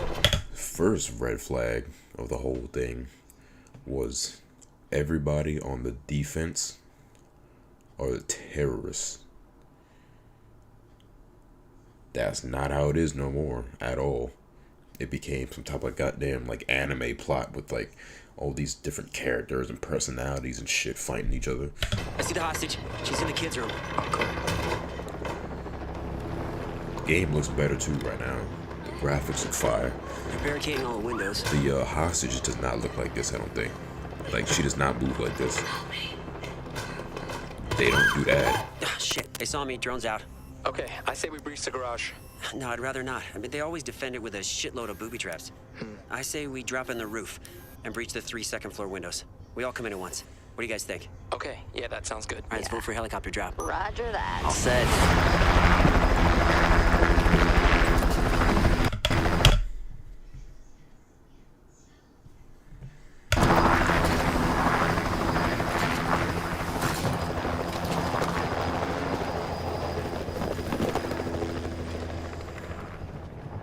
I'm going to my spot. Now, Pyro and I will take the large window. You guys take the rest. You got it? Yep, go. Gotcha. You guys? You good? Yeah, I'm ready. No, wait. What? You all right? Yeah, all good. All right, set up. And on 3. 1, 2, 3! Good job, guys. Yeah. All right, I'll get her. Okay. Wait, shit, the wall! The wall! Right there! Covering. Revive me. I got you. Bro. This game? All right, watch out. This looks like shit right now. Not gonna lie, but the overall, like... I'm moving around. You can't. Enemy is camping outside. Shit. This looks amazing. Okay, you Right stay here. here. We'll clear the floor. Okay. Okay, go on, move up. All right. Go, hallway. Let's go. Right there. Move up. From the wall. Move. It's Havoc. Wrath, he's in the bathroom. It's Havoc. I'm on him. Wrath. Shit, I missed. Damn it. Okay, bring her over to us. Oh, damn it, guys, they got me. Look out. Fuck, where are they? Batman? Main hallway. Oh, I see him. Okay. How the fuck did y'all get the... He was just holding her. What the She's fuck got happened? shield up. He's got us pinned down. Wrath, take this guy out. Main hallway. I can't see him. Window's Down? blocked. All right, hang on, I got it. Still. I wasn't even the guy holding her. Nice. No. Hang on. Got him. Nice. Nice, Let's go. Ratchet. Sorry, guys, for losing a hostage. Oh, man, don't worry about it. Wait, listen.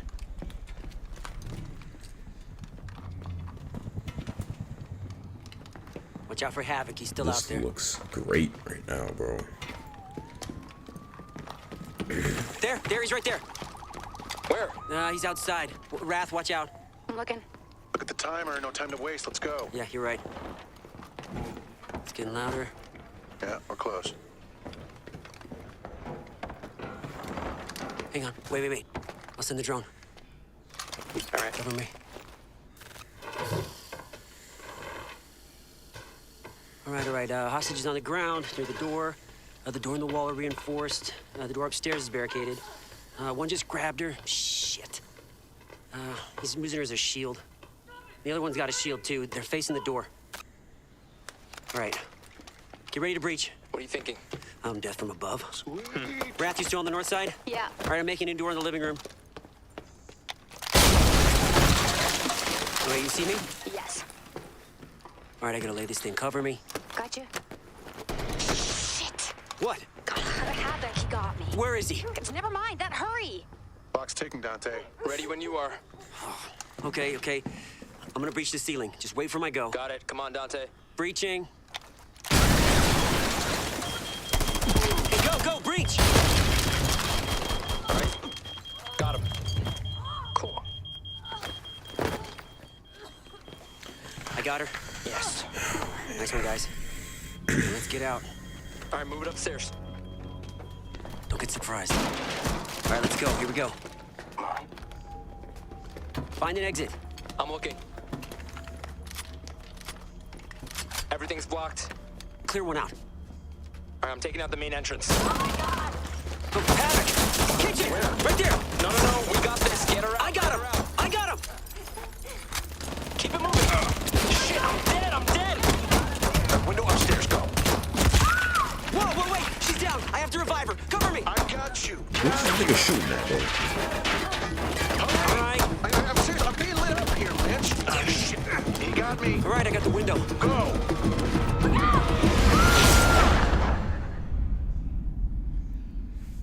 Anyway, that's what the game was supposed to look like, right? Look at this shit. 4 years later, and we still don't have a helicopter drop on the house. I've been waiting for this game to come out for 5 years. Bro, this game was not it, bro.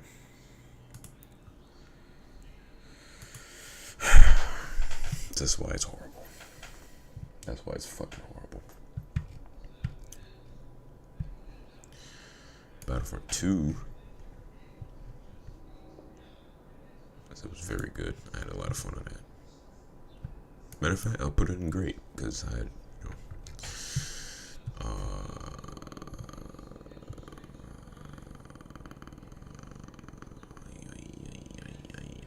well, honestly, bro, Fall Guys is not that, bro.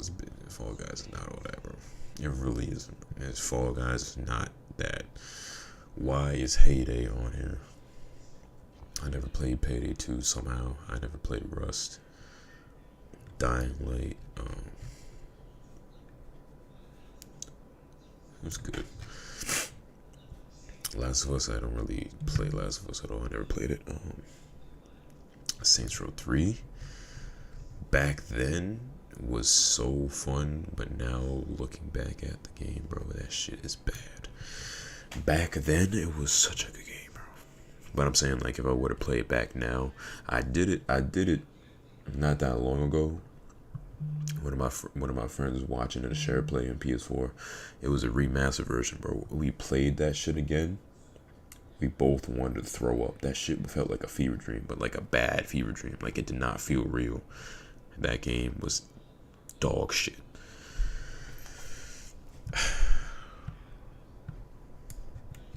I'm gonna say Warzone. It was great. It was cool. It was cool. Because it's connected to Modern Warfare, so it's pretty much the same shit. I think I played this Batman. This Batman is great. I would say amazing, actually. I hope y'all didn't hear that. That was nasty.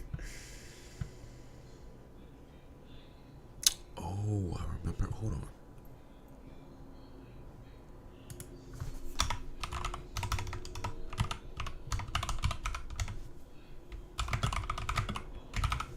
It looks familiar.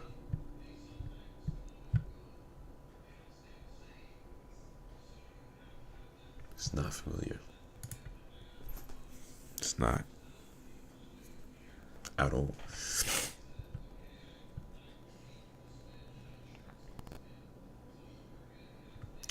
Listen, Cold War.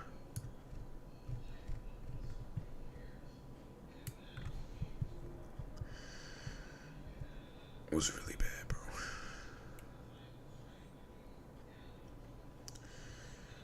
Cold War, compared to the other Black Ops and compared to Modern Warfare, Cold War looked like a mobile game, bro. Dead ass. It's not it.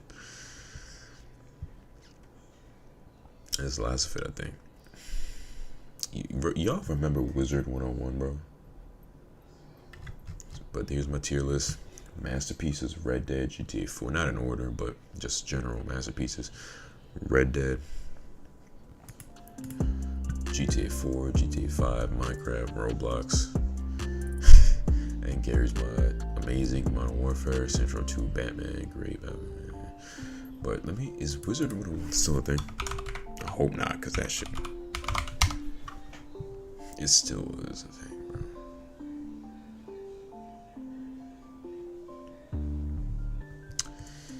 What the fuck, bro?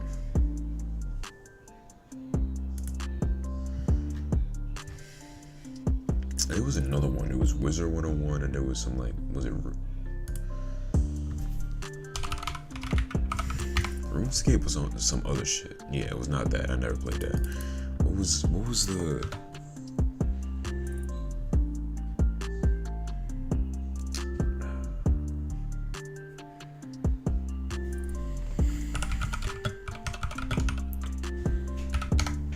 It was similar to this.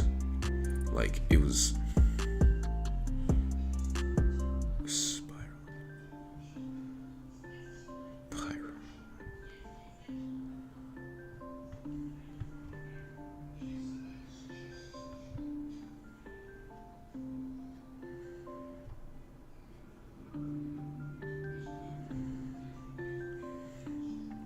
There was a game where you were pretty much a wizard. Like you had to have you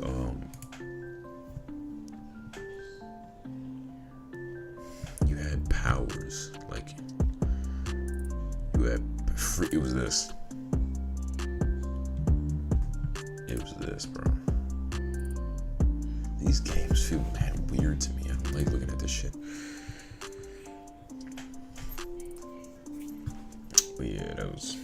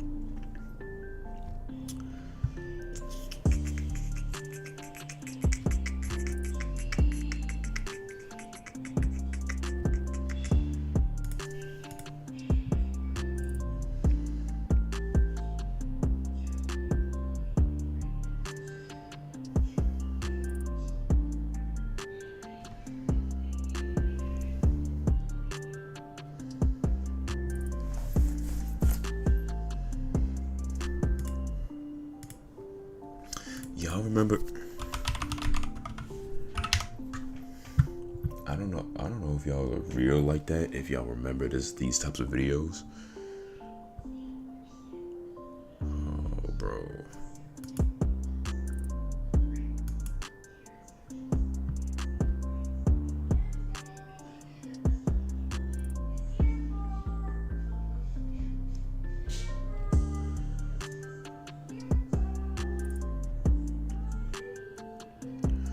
This is not a year ago. There's no way. There was another one.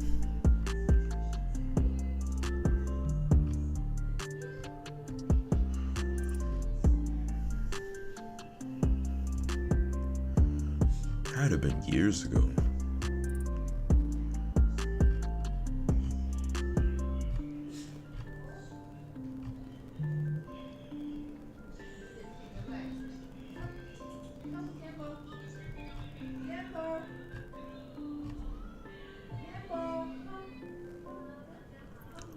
What the hell is this? Yo, if they...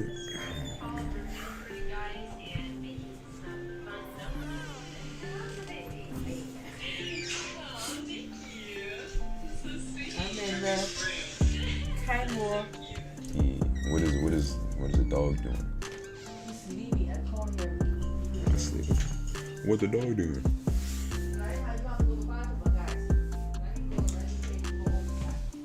Okay. If there's one vehicle that should be brought into real life from a movie, it's the speeder bike, bro. Can you imagine how fire it would be to be on a speeder bike from Star Wars? Bro. We're reinventing our network so you can deliver even more to your customers.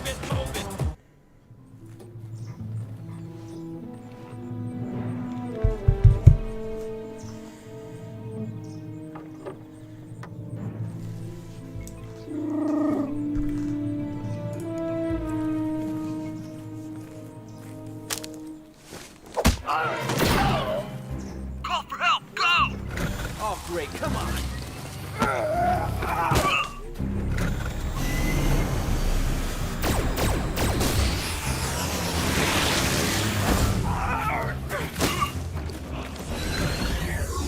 Hey, wait!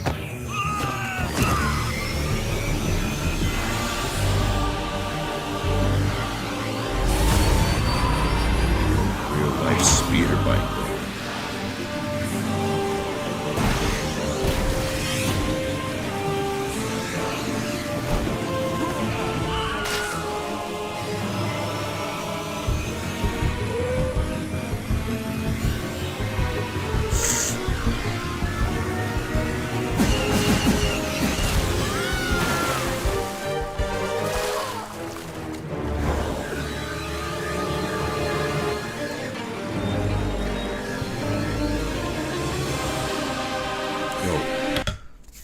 If it's allowed, I want to watch. If y'all haven't seen it before, video game high school, I want to watch the whole thing on stream. I really want to do that because that series, that ass, one of the best series I've ever seen. I need to do that. I definitely need to do that. But like, for real though, if there's anything that should turn real is a speeder bike. If they could make a real life, this is close because it's literally like a flying bike. But speeder bikes are so fire, bro. So fire.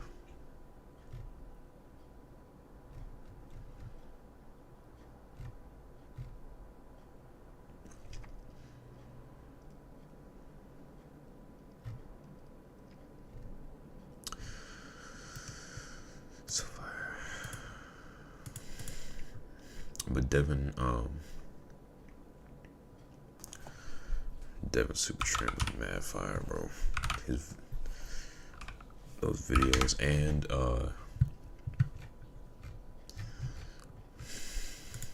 8 years ago this got 108 million views.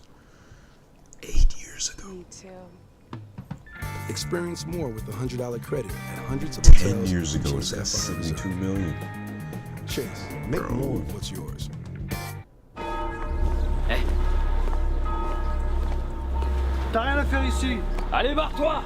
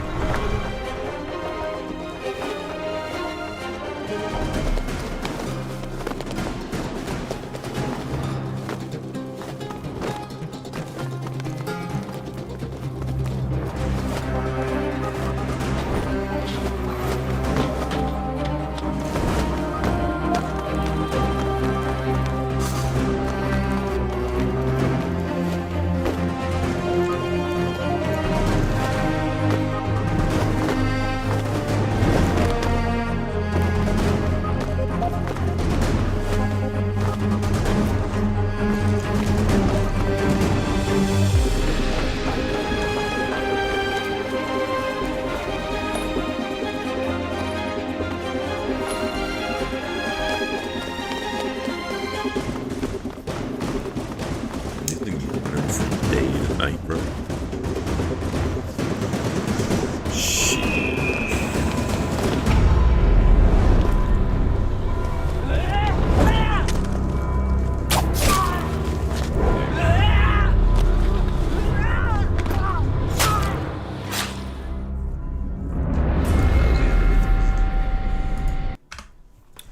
But these videos are crazy. I love this shit. And the rap battle videos. Yeah.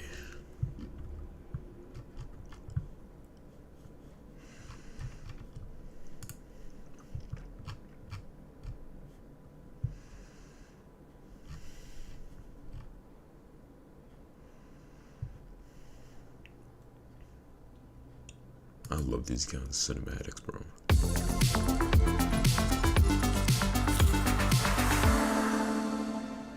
Taking you to some breaking news right now here in Chicago. A police pursuit. This is over Congress Parkway.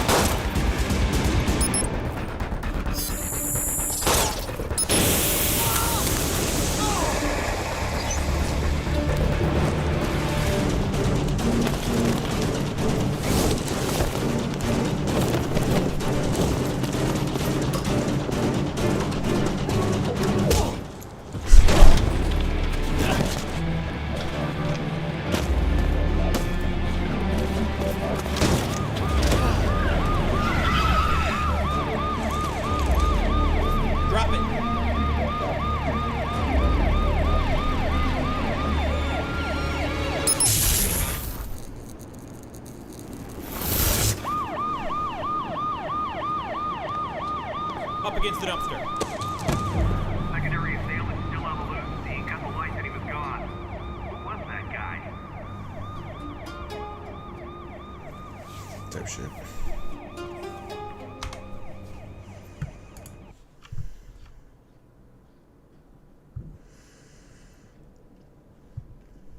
Bro, I'm hungry. I'm so hungry right now.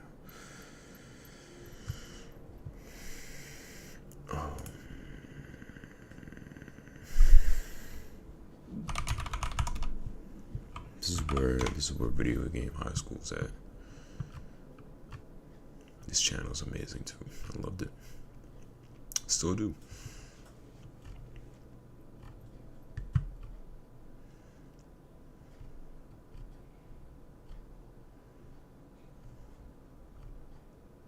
Video game high school season 1, episode 1.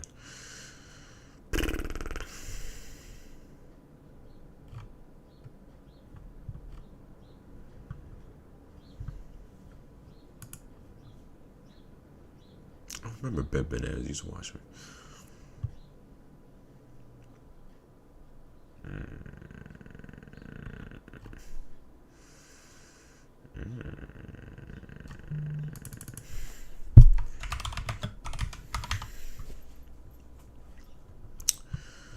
up with this car?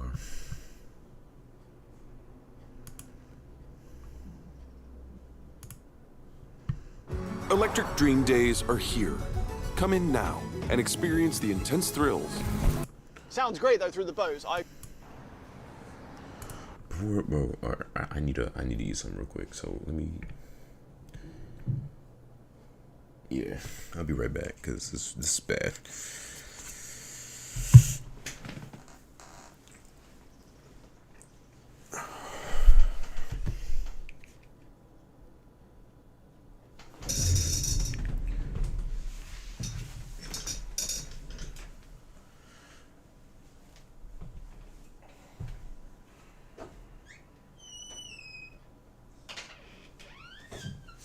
You ready now? Right down.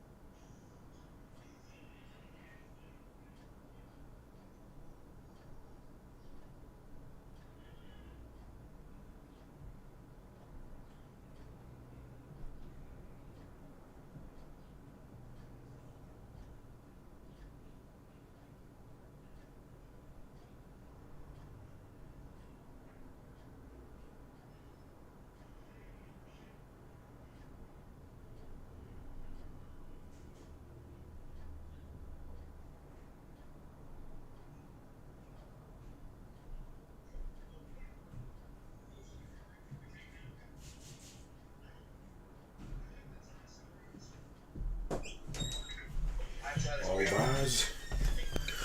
Hallelujah.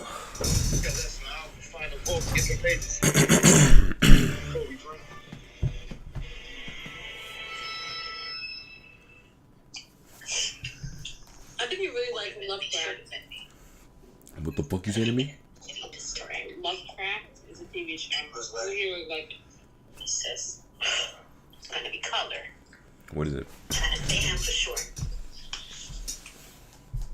Know that if I was in your skin, I wouldn't even have to blind.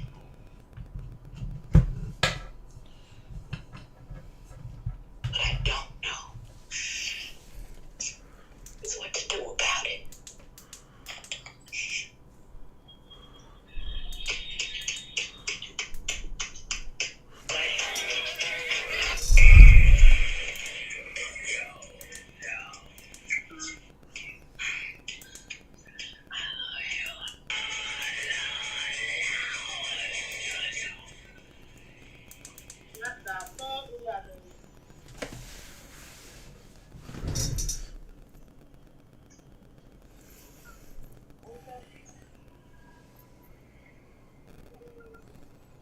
Damn.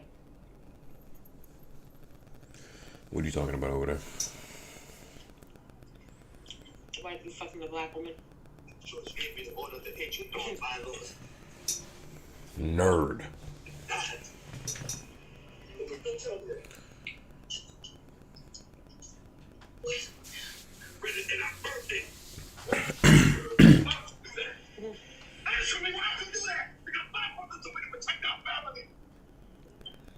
That was his dying wish. And I did it, and I burned that damn book. Close the back door is my father. Really help us anyway. Because you're still in that one stop there. Now when the butler sent a Chicago white charge, head first into the lines, then with no backup. Get out of my way.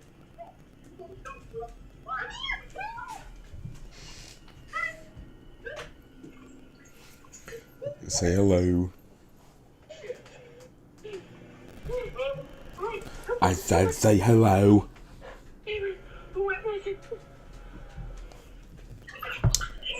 And whatever.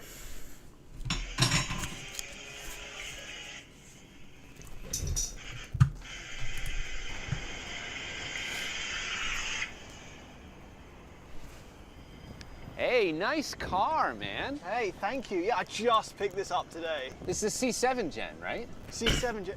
No, this is actually an RS7. Right. Anyway, it sounds pretty good. What kind of a tune you got going on? Tune? Actually, no, I'm just listening to a Spotify radio playlist. You know, they make those like, this is a workout one. Sounds great though through the Bose, I agree. Right. It's got Quattro, right? Quattro? Yeah, Quattro, Cinco. You can pick the language, you just have to go to the menus.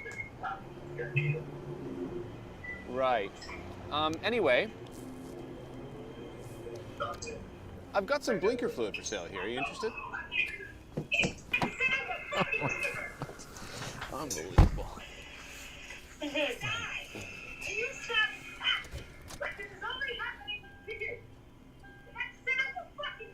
Wait, what? Nothing's funny. Nothing is fucking funny. Are you streaming? Yeah. You are? Yeah. Oh my god, babe! Call me back.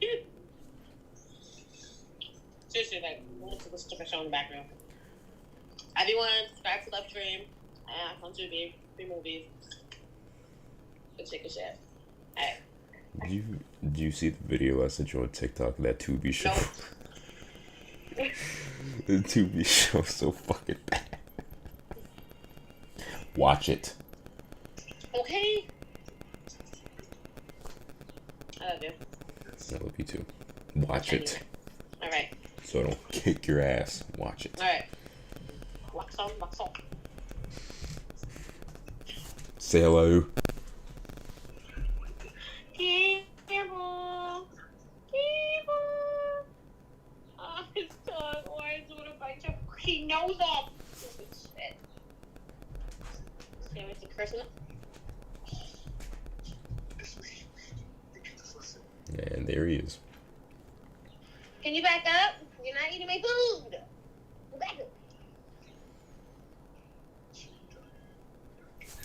Alright, enough of this bullshit. Love you. Love you too.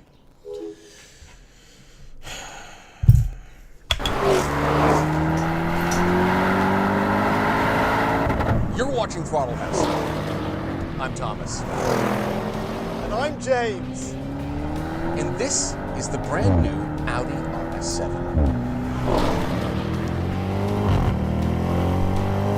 And this is the 2016 Audi RS7.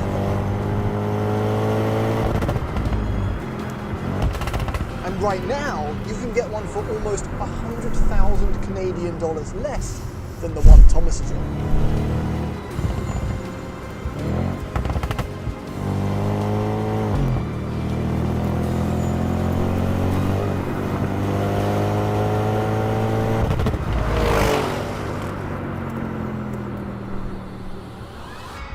In this case, $71,000 less.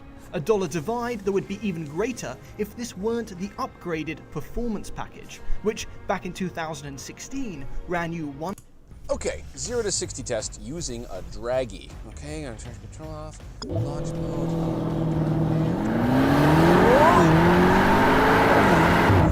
These things lift their front end and there's. Okay. Alright, that was 3 point. Draggy. Okay, gonna turn control off. Launch mode.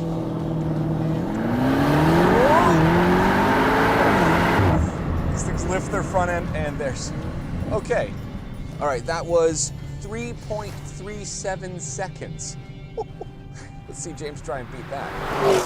Okay, that new one's pretty good and it does a pretty good launch, but this is the performance.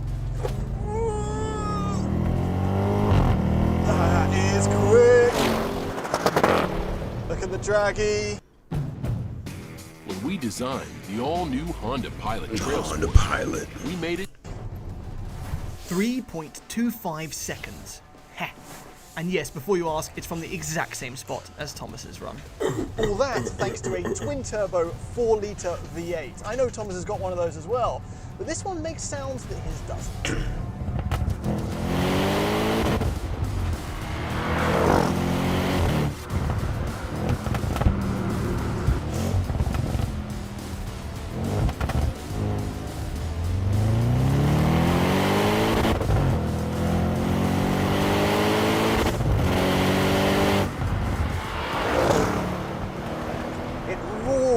On throttle, and as you let off and downshift,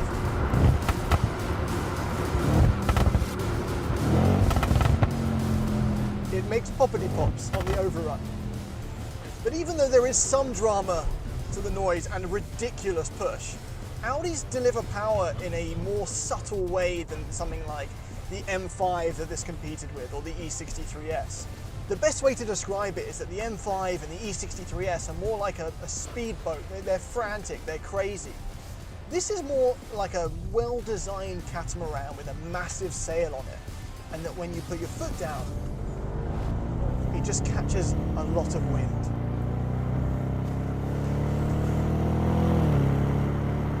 Oh, torque.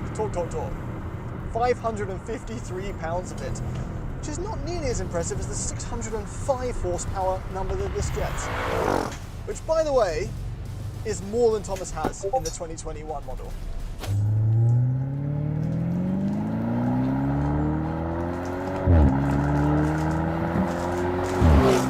Don't forget, his is the performance version. You can't get a performance version of this one yet.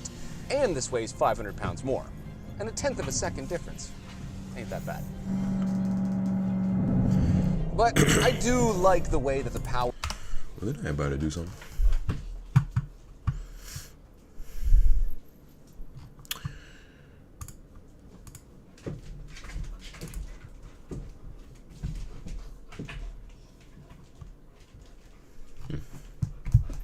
I do want to set up.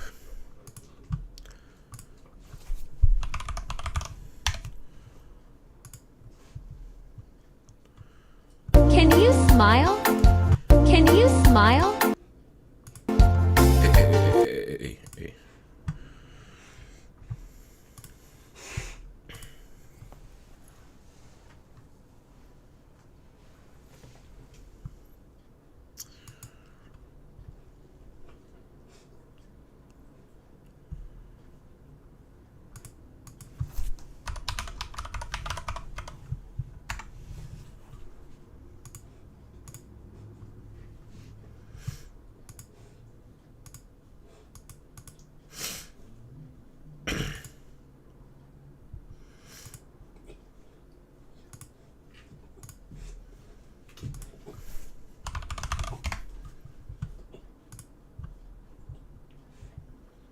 I can't stand that every time I post a video, someone comes into the...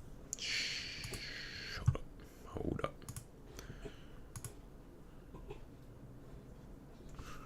What does that mean?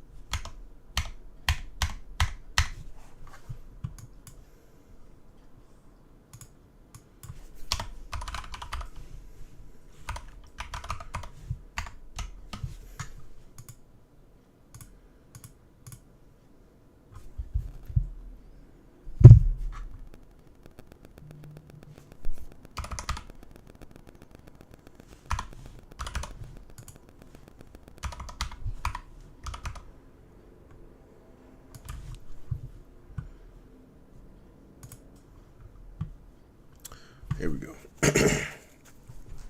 All right, I got TikTok on here now. So yeah.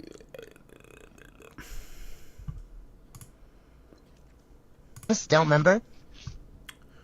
This is me now. Why everybody buying RAV4s, bro?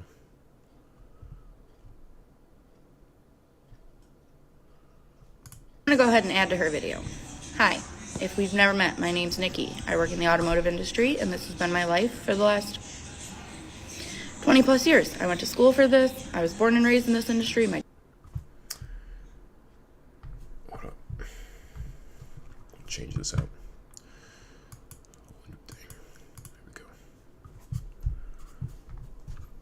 Dad worked in it, my grandpa worked in it. It's all I know.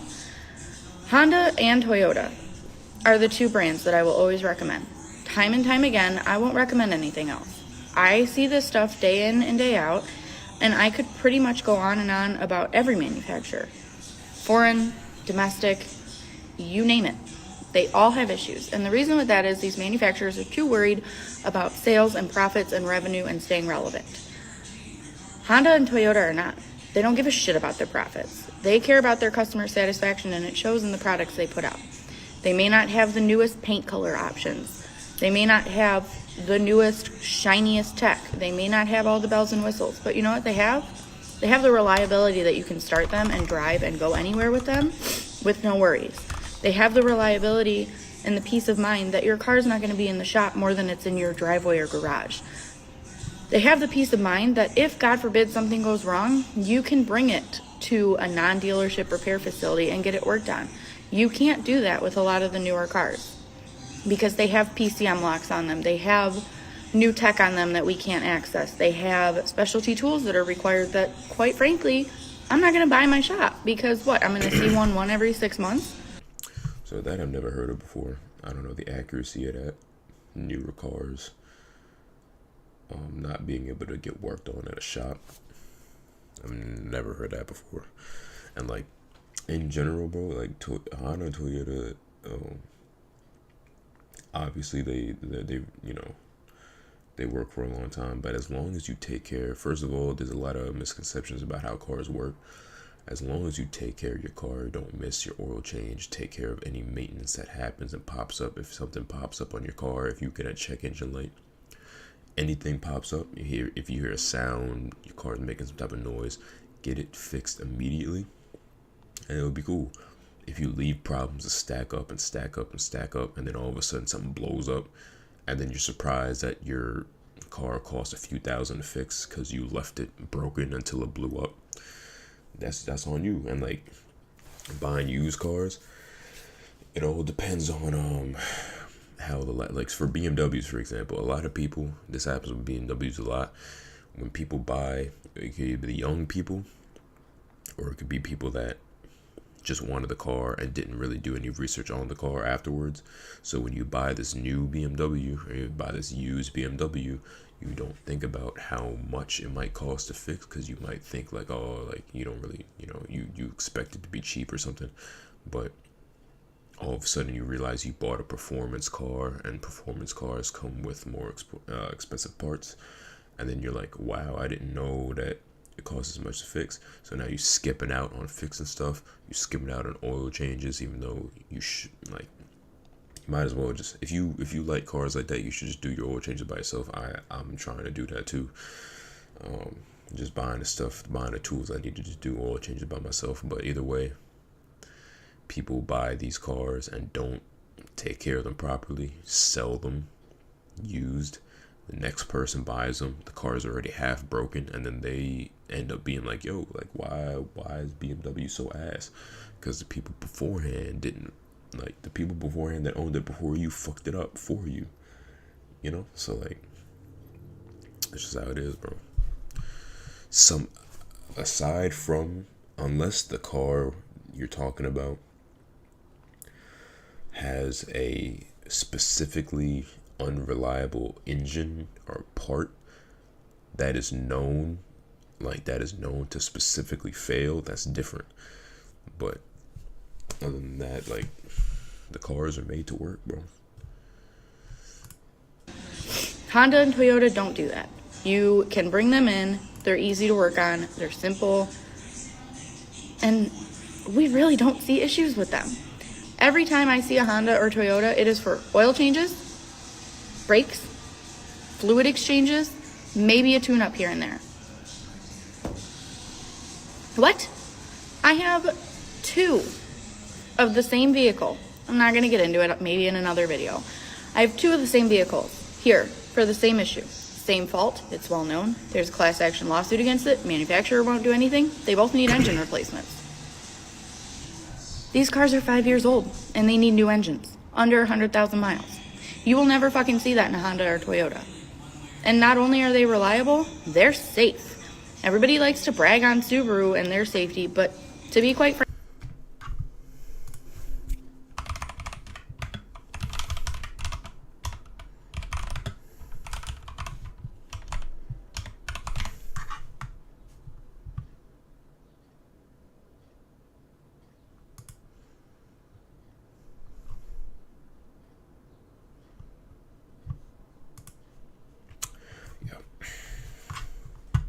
So what options do you have if you want an exciting and reliable car, but you do not want a Lexus? Let's talk about it. The brand we're talking about today is the BMW. First on this list is one that so many people overlook, and I don't know why. This is the BMW M240. Basically what this is the little brother of the M2, but with a bulletproof engine. These can be equipped with a 3-liter inline-6 that produces 335 horsepower. This car weighs around 3,200 pounds, but let me tell you, those figures are quick for this car. This car is nearly breaking at 3-second range with a 0 to 60 in 4 seconds flat. This is one of my favorite weekend cars and daily drivers. And the best part is you can get one of these with moderate mileage for a very good price. These have ultra reliable engines, so as long as the Carfax comes up clean, you're good to go. The next car on this list goes to the one that is the... Who's that? Hey, Excuse me. What do you Excuse want? me. Yes. Roll it down, please. I'm not rolling. Who the hell are Sir, you? this is private property. This Sure, is I'm a a land private mechanic. way. So what? Sir. Hey. Listen to me. This is do you have a permit to be here? It's none of your damn business. Okay, sir, we pay a lot. Step Let away me tell from you my something. car. Let me sir. Step away from my car. Sir, my American tax dollars pay for this permit. This is a private lake. Y'all don't look like you're supposed to be here. I'm more American like you. You look like European. Where do you come from? Poland? Sir, roll down this You window. come from Poland or I have Russia, no choice huh? but to call the police. My tax You is more than cannot your whole park salary. here. Get out of Sir. here. Sir. No, don't stare at me. Sir. Hey, don't you dare touch my car. Oh my God, babe, just go. Don't you dare, huh? You're lucky I got Y'all can, oh my God, he hit me. يا خنزيري يا وين بتحكي هاي؟ Who's that? Hey, Excuse me. What do you Excuse want? me. Yes.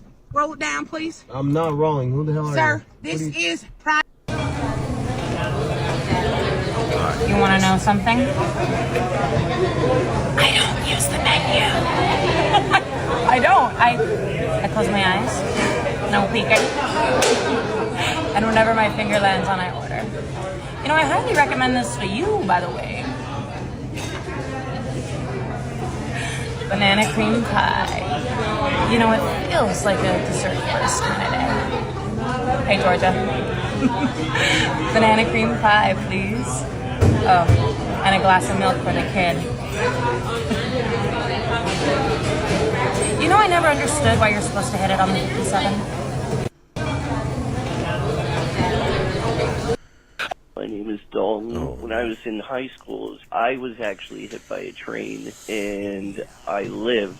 Wow. Gang, baby, and you hitting the hotline? That's what's up, baby. I'm upstairs. Let's play more. Go on, Dalton. If I could go back, honestly, I wouldn't change a thing. I would probably get, I wouldn't change. I Say would it. probably, still get hit by Yeah! such a light That's life. what's up.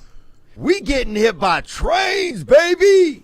That's who we are, dog. We are people that get hit by trains and say, run it back, fam. 2 trains. Line up again, Satan. Line up again, Gerald Ford or whatever that guy's name is. Whoever it is, line it up. And let's do it again, baby, because I'll go one more time. God, you got me lifted, Dalton. Thank you for the call. My name is Dalton. When I was in high school, I was actually hit by... I just started using toothpaste again. It smells like clean feet. Soap. Bert Kreischer. Shut up. I don't like toothpaste. It fucking creeps me out. What? Yeah, toothpaste bothers me. What do you brush your teeth with? Soap. No way. Yeah. What are you talking about? Yeah, I'd like to. Look, this is a long unpacking story. Soap's not good to have in your mouth. I don't have real teeth, so it doesn't matter. No, I mean your mouth. Like you have a real tongue, right? Soap's not good to get don't in there. glance over the What no happened real to your teeth. I got hit in the mouth You're with right, a I was gonna baseball get to bat. it. You got hit in the mouth with a baseball bat. Yeah, on my 11th birthday. We just talked about this the other day. Yeah. Who hit you? My dad. He was. Look, it was. Oh, he was. No, I'm Jesus. joking. It was a kid in the game. It was the, the kid batting. Accident. No, he was trying He was to a break black up kid. the He play. was sick of you talking to him like that. And he, That's where it started. I was a catcher, and I was a pass ball. I blocked it. I picked it up, threw my helmet off, threw it down to third, and the kid tried to break up the play and brought the bat back, hit me in the mouth, knocked out, fucked up 26 of my teeth. wait, can I actually forgot to ask you this. What? In that part of this in the story? Yeah, my 11th birthday. You're playing catcher. Mm-hmm. You throw the ball to make the play at what? Third. Kid was stealing second to go to third. But so the batter has already swung. He already swung. Okay. And now? He brings the bat back into my mouth. Oh, like he just brought it back into my mouth. He thought on the spot, he's like, oh, this will maybe I'll pretend it's my full motion. Yeah, and brought it back into my mouth. You did it on purpose? Man, I never talked to the kid at all. My teeth were on home plate. You want to get real about this? You want to talk about parenting? My dad came out. He's like, buddy, it's going to be okay. Your mom's here. We had a birthday party planned for him. It was my birthday. And he came out, and in his hand, he had my fielder's glove. And I was like, and he goes, take off the gear. Drew's going to catch. Go over to shortstop. And I was like, I don't have any teeth. He was like, yeah, but if I take you out now, we lose the game because I can't sub before the 5th inning. So go over, finish the game. And I go, I don't have any teeth. He goes, don't you? And this is my dad's a good dad. He's not a bad guy, but he was like, hey, don't fucking cry. Go out, finish the inning. It's 1 out. It's 1 out, and then we'll take it. It still ain't got shit to do with the soap and the toothpaste. None of this has anything to do with neither of those at all. To the hospital. So I went over to shortstop. I don't know. Stuff like that, I think, stuff like that teaches you. It either breaks you or fucks you up as a guy, or it makes you stronger as a guy. What do you think it did to you? I don't know, man. I've had a lot of those moments with my dad where it's like, be a fucking man. And I'm glad he did it because there's certain things like I work. Though? Man, I remember being at. That's not like a suck it up moment. That's like no, it's over. The game's over. It doesn't matter. The game's over. Yeah, you might have a broken jaw. Everybody go home. Let's pizza's if your now. teeth get knocked out, it's very likely there's some fractures in your jaw, and they could get infected. Like you should. It's like a rush to get to the hospital as quick as possible. Do you think your dad was having like some sort of PTSD? Hey, you're not in a world title fight. No. You're at 11. Trust me, Joe. I was sitting at shortstop. I was sitting at shortstop going, this doesn't seem fair. This seems like bad parenting. This seems like my dad's like, if I take you out now, we lose the game. I mean, I don't want to. He was like, I'll give you some Tito's. They'll be fine. Started from there. I think I'm fine. I don't know what you guys are talking about. I don't know, man. Yeah. I'm used to seeing people get fucked up, and I think I'd have a real problem with that. I would feel like I would. I think it's a different era. It's a different era. I would panic if I saw. I would panic if I saw that. I've brought it up to my dad before. Yeah. It just. He laughs it off and he goes, "You weren't that bad." Who? Can I ask you a question? Shoot. Who won the game? I have no idea. I wasn't there. I went to the Dr. Boza. spent the rest of the day in the getting my teeth fixed. How long did it take before they fixed your teeth? Fucking 20 years. It took forever. It was a long period. 9th grade, in college, everything was fixed. That was 11. In 9th grade, I had a smile I was comfortable with. But yeah, I just had fucked up teeth. So it took like 3 years before you had a smile you were comfortable with. Yeah. So what was it before then? Just it was like spotty caps, like cosmetic dental. Oh, it was terrible back then. It was terrible. So it was like, I want to say like, this sounds horrible. I want to feel like it was plastic caps. It wasn't like they stained really easy. And so, and I had like 2, and then these were broken, and then at one point I just had 4 teeth that looked okay. And so, and it's, I mean, there are people listening right now that are going through this, but you just cover your smile at times, and you don't enjoy life as much. Smile with your mouth closed. You smile with your mouth closed. You go, that's funny. It's really funny to think of you like that. I know, right? I think that's why I am who I am. Is when I got teeth, I was like, fuck yeah! I just started using toothpaste again. So many black men. I just started using. So many black men date and marry outside of their race for a social boost, for a confidence boost. I didn't know that. How do you know this to be true? And I know this to be true because I once had a conversation like this online, and a white woman DM'd me and was like, I've been married to my black husband for like over 10 years, and he constantly berates black women to me. And she was like, I can't believe I'm saying this, but I don't think he loves me. I think he loves what I represent in whiteness socially. Oh, I see. You made a general statement about a group of people because of something you heard one random person say that isn't even really relevant to the claim you made. I'm gonna get real right here real quick. Let me full screen this motherfucker. Listen. Let me change the lighting. Get this shit real serious.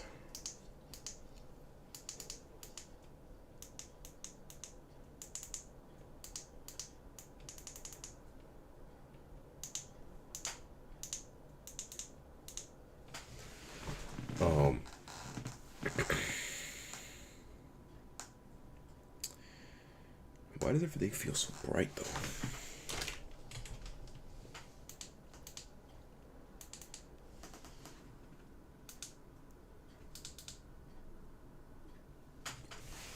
Let me get real fucking serious, okay? Sometimes black people in general do stupid shit. Culturally. Not like the culture like of black people, but like the culture as in like social media shit. Black people do a lot of dumb shit. Niggas do a lot of dumb shit. And black women do a lot of dumb shit. And there's a certain group of both men and women that are black that constantly do this stupid shit. And people don't like to be around them. There's a certain point to like just a certain behavior. It's not even just black people. It's just like people in general that have a certain type of behavior. And when you associate a certain like group to it, it's like the same, almost the same way as like the TikToks that you be seeing, like, which is mad true. When you go to like the mall or some shit now, like I'm 21 now, like going to the mall and seeing, like going to the mall and seeing young high school kids in that motherfucker just piss you off. Like seeing the motherfuckers in the mall just pisses you off sometimes. And I have a right to be pissed off the way I saw it that day, because to be clear, I saw a fair-skinned young child in the mall with a group of kids, him alone with a ski mask on, mind you. He had a ski mask on inside the mall, wearing one of these. And this was probably a year ago. This was 1 year ago. He was wearing one of these. Recently. With a ski on at the mall. This shit is made out of plastic. But anyway.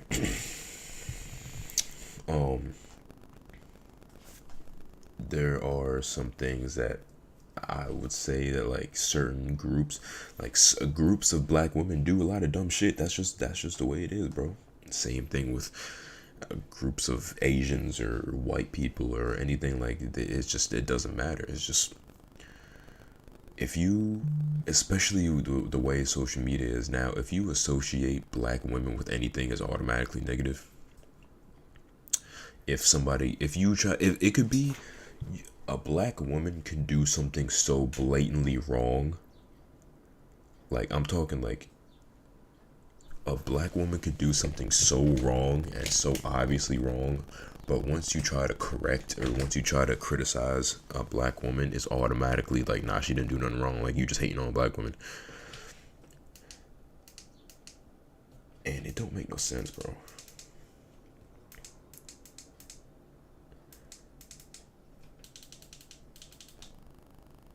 It don't make no sense, bro, and it's bad because, like,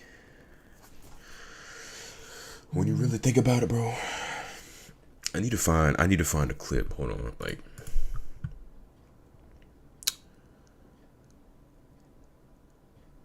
let me duplicate this. I need to find. It's a very. So many black.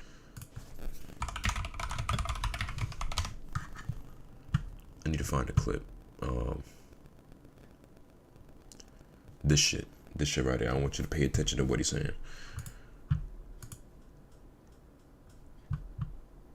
Play the goddamn video.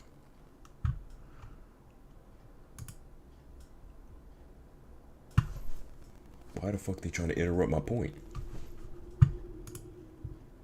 I think anyone who hasn't experienced racism shouldn't say anything about it. Why is it full screen? Well, okay, cool. So I grew up quite a while, 5 years in a black neighborhood. I got in a fight every other day for it. Because I had red hair, they called me Rooster. I literally got in fights every day. So you got bullied. That's not racism. He wasn't oppressed. We were the ones that oppressed him. Listen. Can't call that racism. In 2023, how she's one of them. She's saying stupid shit right now. But are you oppressed? Because I got news for you, honey. If you had a skill set that was worth something to somebody, you would be the richest fucker in here. So slavery didn't exist. This is very important to me. I have a lot of young black men that follow me. This is very important to me. I have a lot of young black men that follow me. There's no fucking way on earth I'm gonna let them believe that they have a lesser chance than anybody else if they just work their ass off. There's no fucking way. I'm not shitting on their dreams like that. I'll be damned. Looking at racism is for broke people. I'm a black girl. What? You're so much more than that. You're so much more than that. Oh yeah, I know, I am. Then don't lead with it. It's bullshit. Exactly. That's the whole point.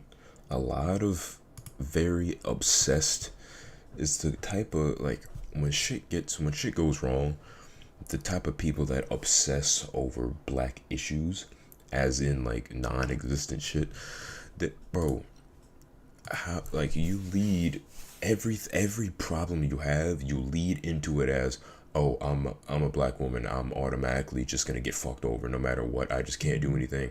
I'm just a black woman. I'm on the bottom. No one likes me. Nobody likes me. You walk around life doing that all the time. It's nasty as fuck, bro. No one wants to be around that shit. Like, the shit's crazy. Like, the second something goes wrong for you, the first thing you say, oh, it's because I'm a black woman. Like, no, that shit has nothing to do with nothing, bro. I swear to you, 99.9% of the time, if you carry yourself the right way around people, your color don't matter to nobody, bro. And if it does matter to somebody, that person is already fucked. Because if they really are that racist still nowadays, like, it's their own, like, that's their issue. But as long as you carry yourself the right way around people correctly and not act dumb, you don't have to worry about none of that, right, Gamble? Exactly. He's looking at me right now. It does not matter, bro, your skin color. Especially when he says, bro, this is for broke people. That's exactly true. Because if you think skin color comes into play once you start making money, it does not. It does not. It does not at all. People might be jealous of you because you have more money than them. But if they're already racist, they'll not like you because of your skin color and because you got more money than them. We seriously have got to stop doing this. We got to stop using singular and personal situations to cast broad judgment on entire groups of people. All men aren't trash because one guy assaulted you at a frat party in college. That's true too. Also, if you're one of the girls that walk around talking about men are trash and you openly, talk shit about men all the time, it gets to a point where nobody wants to be around you. And it's not because your skin color, because there are a lot of, especially on social media, the comments and the posts that blow up for real are the black and colored women talking shit about men. Those are the ones that blow up a lot, especially because of how black centered posts like the Shade Room and a lot of Twitter accounts and Twitter groups are for a lot of black people, like Black Twitter, that spin that whole thing about men being trash, and nobody wants to be around that, bro. Being as amazing as I am, if you were just a random girl walking past me or whatever, I'm at a lunch table at campus or some shit, and I'm just constantly talking about bitches ain't shit, you know what I'm saying? That's not even the same thing. It's just women are trash. They ain't worth nothing. They just, my whole personality is about you being trash. Why would you want to be around me? It don't make no sense at all. And it's a whole nother issue when you're the type of person that no matter what in life, you cannot find a stable group of people to be around with. If you really think about it, if every man you come across is so trash, you need to reevaluate yourself. There's no way. If every single man you come across is trash, there's a common denominator in that. Same with the niggas. If every girl you meet ends up being a whore, and I don't mean just sexually, just a terrible whore, you need to reevaluate yourself. Same with the people that can't find no friends, that can't keep a friend group no matter what. That's an issue, bro. Because I feel that type of thing gets really tough for girls, because I feel girls treat friendships a lot different, because the amount of times you might be seeing girls lie a lot. First of all, I want to say that too. Girls lie a lot, especially to each other. I could pull up right hand up. I could pull up any girl's Instagram I know. Any one of them I know. Every single comment is going to be filled with compliments over and over and over and over and over from girls that either they know or don't even know. And for a fact they're not all true. They don't all mean that. No matter, you could look like fucking, bro, I don't even know, bro. You could look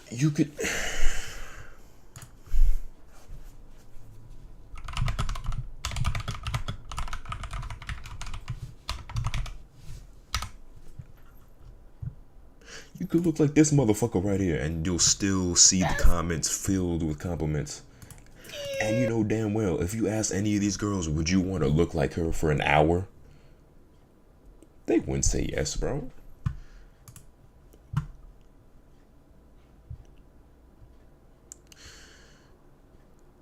Okay. So today we're gonna be doing a motherfucking story time. And we're also gonna be addressing this shit. So kind of like a quick 2-in-1. So if you guys see my TikToks, literally a couple weeks ago, I posted a video of me basically crying in the back of an Uber in the fucking Jack in the Box driveway, crying, leaving the club. So rewind, basically it was my best friend's birthday and we were out at the club. My side piece that I had been talking to for about 2.5 years already had been previously married. So that night I had seen him at the bar with the girl who was supposedly his ex-wife. So I was pissed, bitch. I was so pissed. So I literally went up to her just to scare the fuck out of him and see what he would do. And I literally said, "Oh my god, I love your Gucci bag. Where did you get it? It's so cute." Huh? So yeah, I scared the fuck out of him. I don't talk to him anymore. That's how the fucking night ended. And I don't give a fuck about male validation because I am the baddest bitch. Period. Stop the cap. Okay, so this is outrageous. I don't even feel comfortable being here no more. Same thing with him. But y'all understand my point, bro? I made like 5 different points at once. That's how crazy, that's how genius I am right now, bro. All black people aren't thugs because one time when you were in the shady part of town, you got robbed by a black guy. Type shit. All white people aren't racist because you bombed an interview and didn't get picked by the white employer. Exactly. And just because one black guy you heard about in a random story dated outside his race out of resentment doesn't mean they're all just doing it for a social boost. And one thing that really pissed me off too one time was that a girl kind of low-key got mad at me because I never dated a black girl before, which is not true. And black girl is like as in dark skin. Actually, I say dark skin I haven't, but brown, like darker brown I have. But one thing I need to have people understand is that you cannot. This is a reason why y'all don't have relationships at last. It's because y'all pick and choose types of people and you force it with them. What did you want me to do? Just because I see a girl that's dark skinned, you want me to force myself onto her and try to make something happen? I'm not doing that. If by chance me and a dark skinned girl started talking and it worked out well, then it would have happened. But if there was no dark skinned girl that would have wanted to talk to me or I wanted to talk to her, what the fuck am I supposed to do? You know what I'm saying? I've dated brown, light skin, mixed shit like that. Just by chance, I don't have a type. That's just what happened. You know what I'm saying? Like, you know what I'm trying to say? I've been sort of with a dark skinned girl once because it happened naturally. I'm not about to go and weed out people just to find someone of a certain skin. I don't do that, bro. That's not how you should move, bro. That's not how things work. That's why you lonely. Probably on a campus somewhere. Lonely as fuck. Cold in your bed. Your feet tucked into your own fucking thighs because you ain't got nobody in that bed with you. Because you lonely, you stink, and you stupid.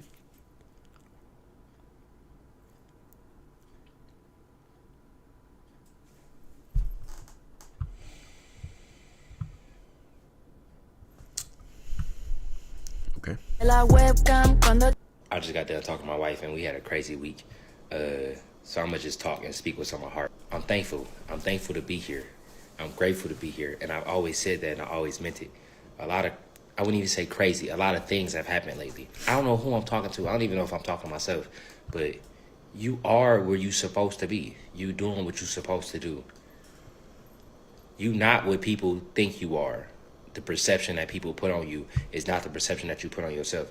The second you accept the perception that's put on you, you box yourself in.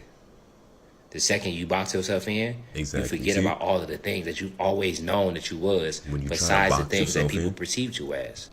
I've always said, I'm not a content creator. I've said it loud and proud. I'm not. I'm a vessel of God, and I truly mean that. And when I say vessel, I listen.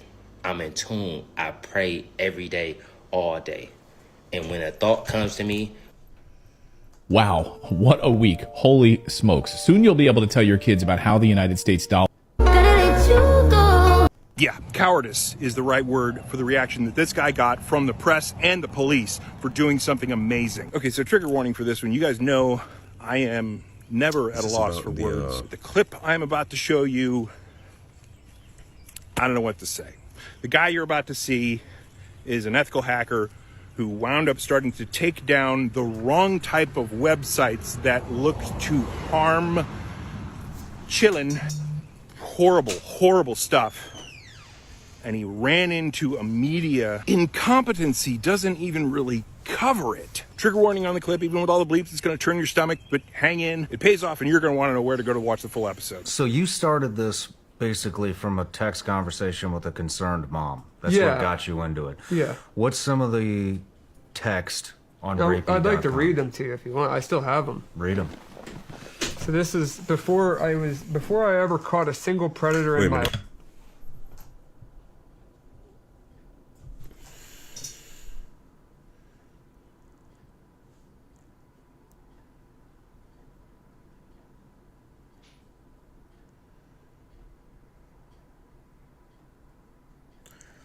I was about to say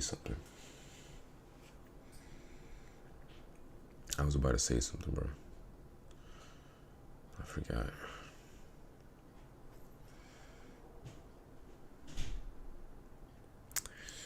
It was something about what the fuck was it, bro? Yeah, cowardice is the right word for the reaction that this guy got from the press.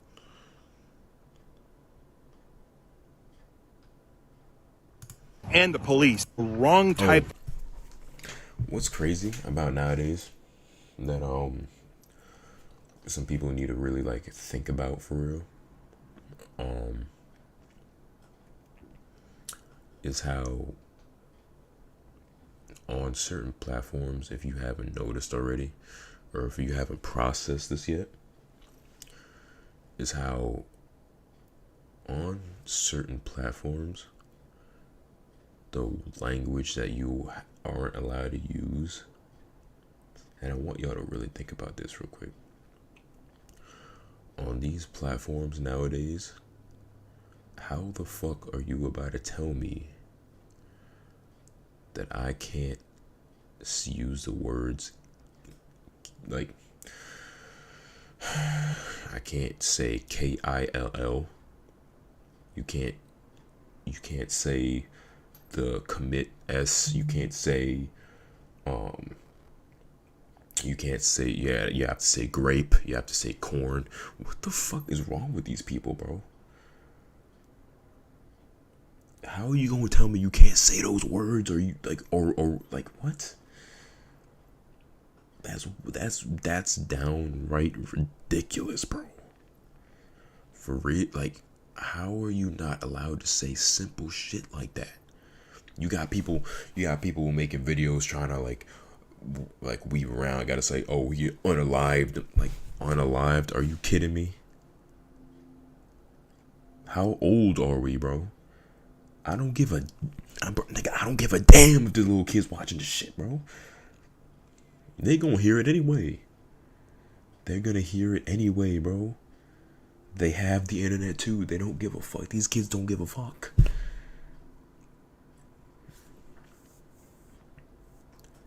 I don't get it, bro. I really don't.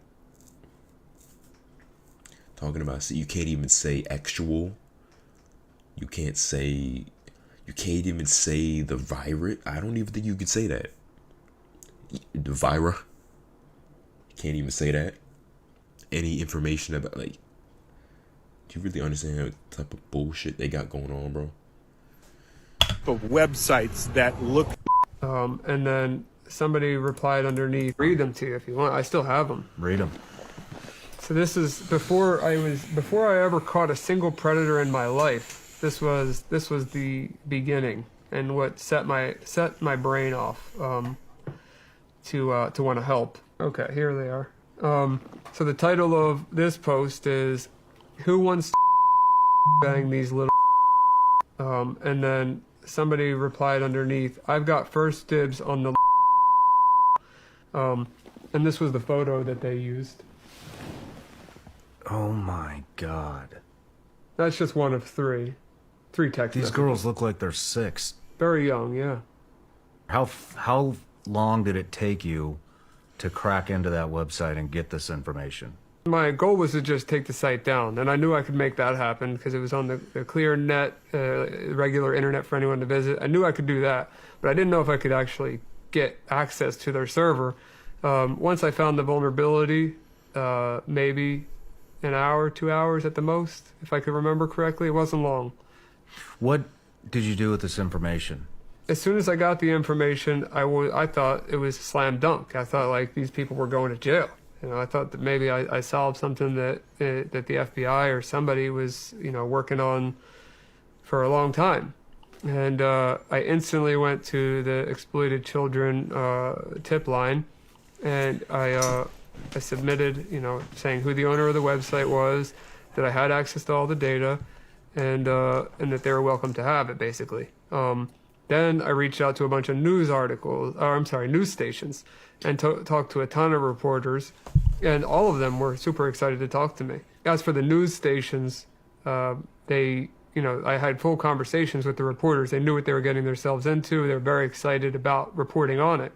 And once it got back from legal, they weren't allowed to report on it. Every single one of them completely disregarded me.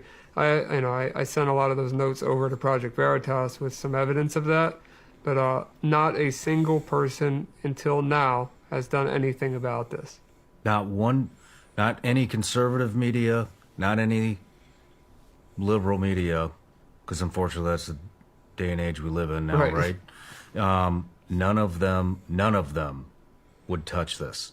No. None of them want to be involved in saving kids. When I say I tried so hard, and nobody wanted to do anything. Law enforcement didn't want to get involved either.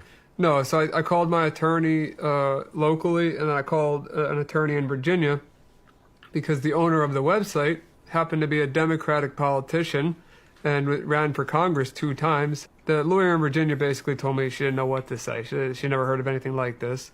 The lawyer in Florida reached out to the local task force, let them know that I had access to the information, and then as well as, doing that tip line.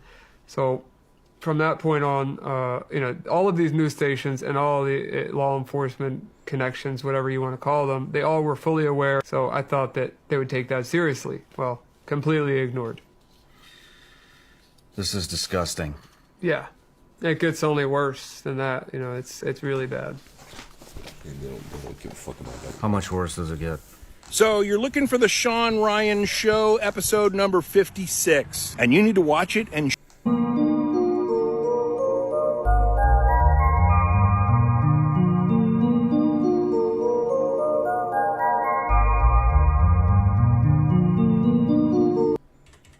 So what's the plan after this, guys? Friend's house. That's always fun. Maybe I should call up your friends and tell them to hide their silverware. In case you try to rob them. You're only robbing me right now with this deal. Sometimes I don't make money on these things, but you two have actually convinced me to lose money. I don't know how you did it, but here I am. I don't know whether to call this deal a robbery or the other R word. Because right now I feel like I'm getting screwed. You're right. Yeah, I probably shouldn't joke about that. Maybe that was a little much, but we're just having a good time. We're just having fun. Yeah. All right. Print out the contract now. Just to be clear, 6-year term, $35,000. So, you hear your husband, Kathleen? What's this 32, John? What are you talking about? Oh, you too? Oh, come on, guys. You're serious? No. I said 35. Okay, well, you two realize we're on Earth, right? And on Earth, Nissan Altimas, 35 max, okay? This 32 number, tell me about this deal, because I want to buy one right now. Tell me if this deal exists, I'll buy one right now. Well, I don't know what to tell you guys. The contract's already getting... Okay, guys, just settle down. Just sit down, relax, okay? Let me talk to my boss, see what we can do, okay? All right. Hey, Bill? Yeah? Can I talk to you for a second? What is it now? Bill, please don't yell at me, but can we drop that Ultima to 32? What? 32? That's crazy! Come on, Bill, just this once. No way in hell, and I'm talking to these jokers who want this deal to give them a piece of my mind. No, Bill, it's my... I've been thinking about, I wanted to get into car sales, to be honest with you. And sales in general, but car sales just because I like cars and shit. But there's 2 things that you should know whenever you're online and looking for a car. If you're on Car Gurus or some shit, any car you see that's listed online and it's not on the dealer website, it'll show, let's say for example, the car says 38,000 on the website. At the dealership, once you get there, it could get marked up by $5,000, $6,000, $7,000 because they base it off of like a $3,000, $5,000 down payment on the online price. So you could expect like a few thousand markup for the financing. Don't do the finance, do the dealership, because they can legally mark it up by like 2 or 3%. So let's say you're approved in reality 6% interest, they can mark it up to like 8, 9%. But it's usually the finance department does all the wild shit, because the interest is really what gets you on the thing. The interest really messes you up on the cars and how much you pay. Or even if you are a little picky, you could just go on like Marketplace or something, make sure you find a car that's like actually not gonna blow up the second you buy it. And I've been looking at a couple cars on Marketplace instead, because it's a flat price. Whatever price is listed is what you're gonna pay. So type shit. Nightfall, please. Well.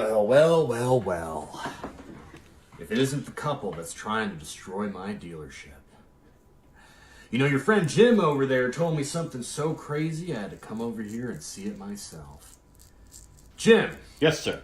Tell me why I'd risk destroying the business I built from the ground up just to satisfy these two. They don't look like anything special to me. Well, they're really good people, Bill. You know, John and Kathleen actually remind me of my own mother and father. You know, I told you that they died. Jim, I've heard enough out of you. John, Kathleen, is it? After hearing Jim, I have some good news and I have some bad news. Bad news is, friend Jim here might not have a job tomorrow. But the good news is, in his madness, he's convinced me to lower the price. And for this one time only, I'm going to offer that Nissan for $34,000. Still not good enough for John, huh? John, let me talk to your wife for a second. Kathleen, tell me. Be upfront with me. Is John going through some financial trouble? Listen to me, bitch. Let me tell you something right now, okay? This Ultima you trying to buy right now, you better fucking watch yourself. Because in this world, don't nobody gonna trust you with an Ultima anyway. So you ain't getting shit out of me. You understand? You're on these streets dropping a fucking Ultima.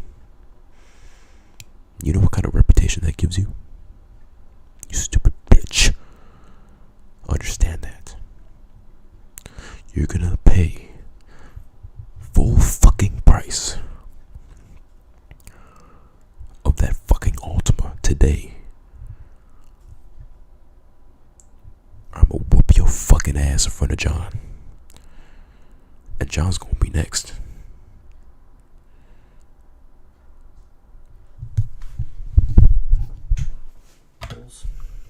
Whoa! Hey, Jesus, man. Why don't you watch where you're going, eh? What was that? You heard what I said. What? You want to start some shit? And watch the language too, eh? Oh, piss off, fuckwit. Yeah. Right. Keep walking, dickhead. I'll get you another one, all right? But tell that guy he owes me $4. $4? Yeah. He does, doesn't he? Yeah. I'll get it off him later, all right? Okay. Yeah. In your room, you'd never leave your room and I'd never see you.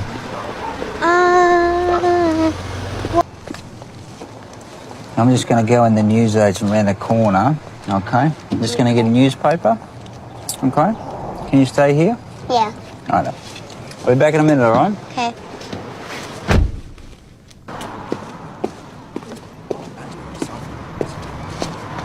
You right, old man? Run, you little shit. Chill out. What the fuck was that? Whoa! Hey, Jesus, man. Why don't you...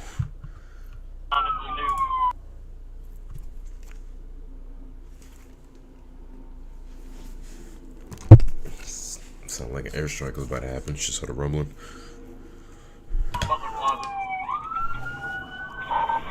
I've been getting some long ass videos on here.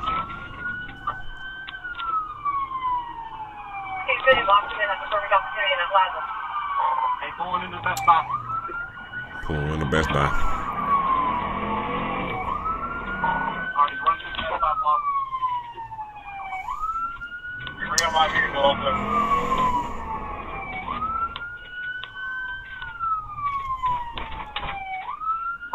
Alright, we're back on Archer Road. I am now the lead vehicle. So when you die, what? Hold on. Everybody, I appreciate it. Alright, I appreciate y'all. I'm gonna continue that a little later because it's time for me to go to work. For real. Even though today's my day off, I'm working overtime today because I'm so fucking rich. So yeah, that's gonna be it for now. But I fuck with it. I fuck with y'all. Appreciate it. I had a great time.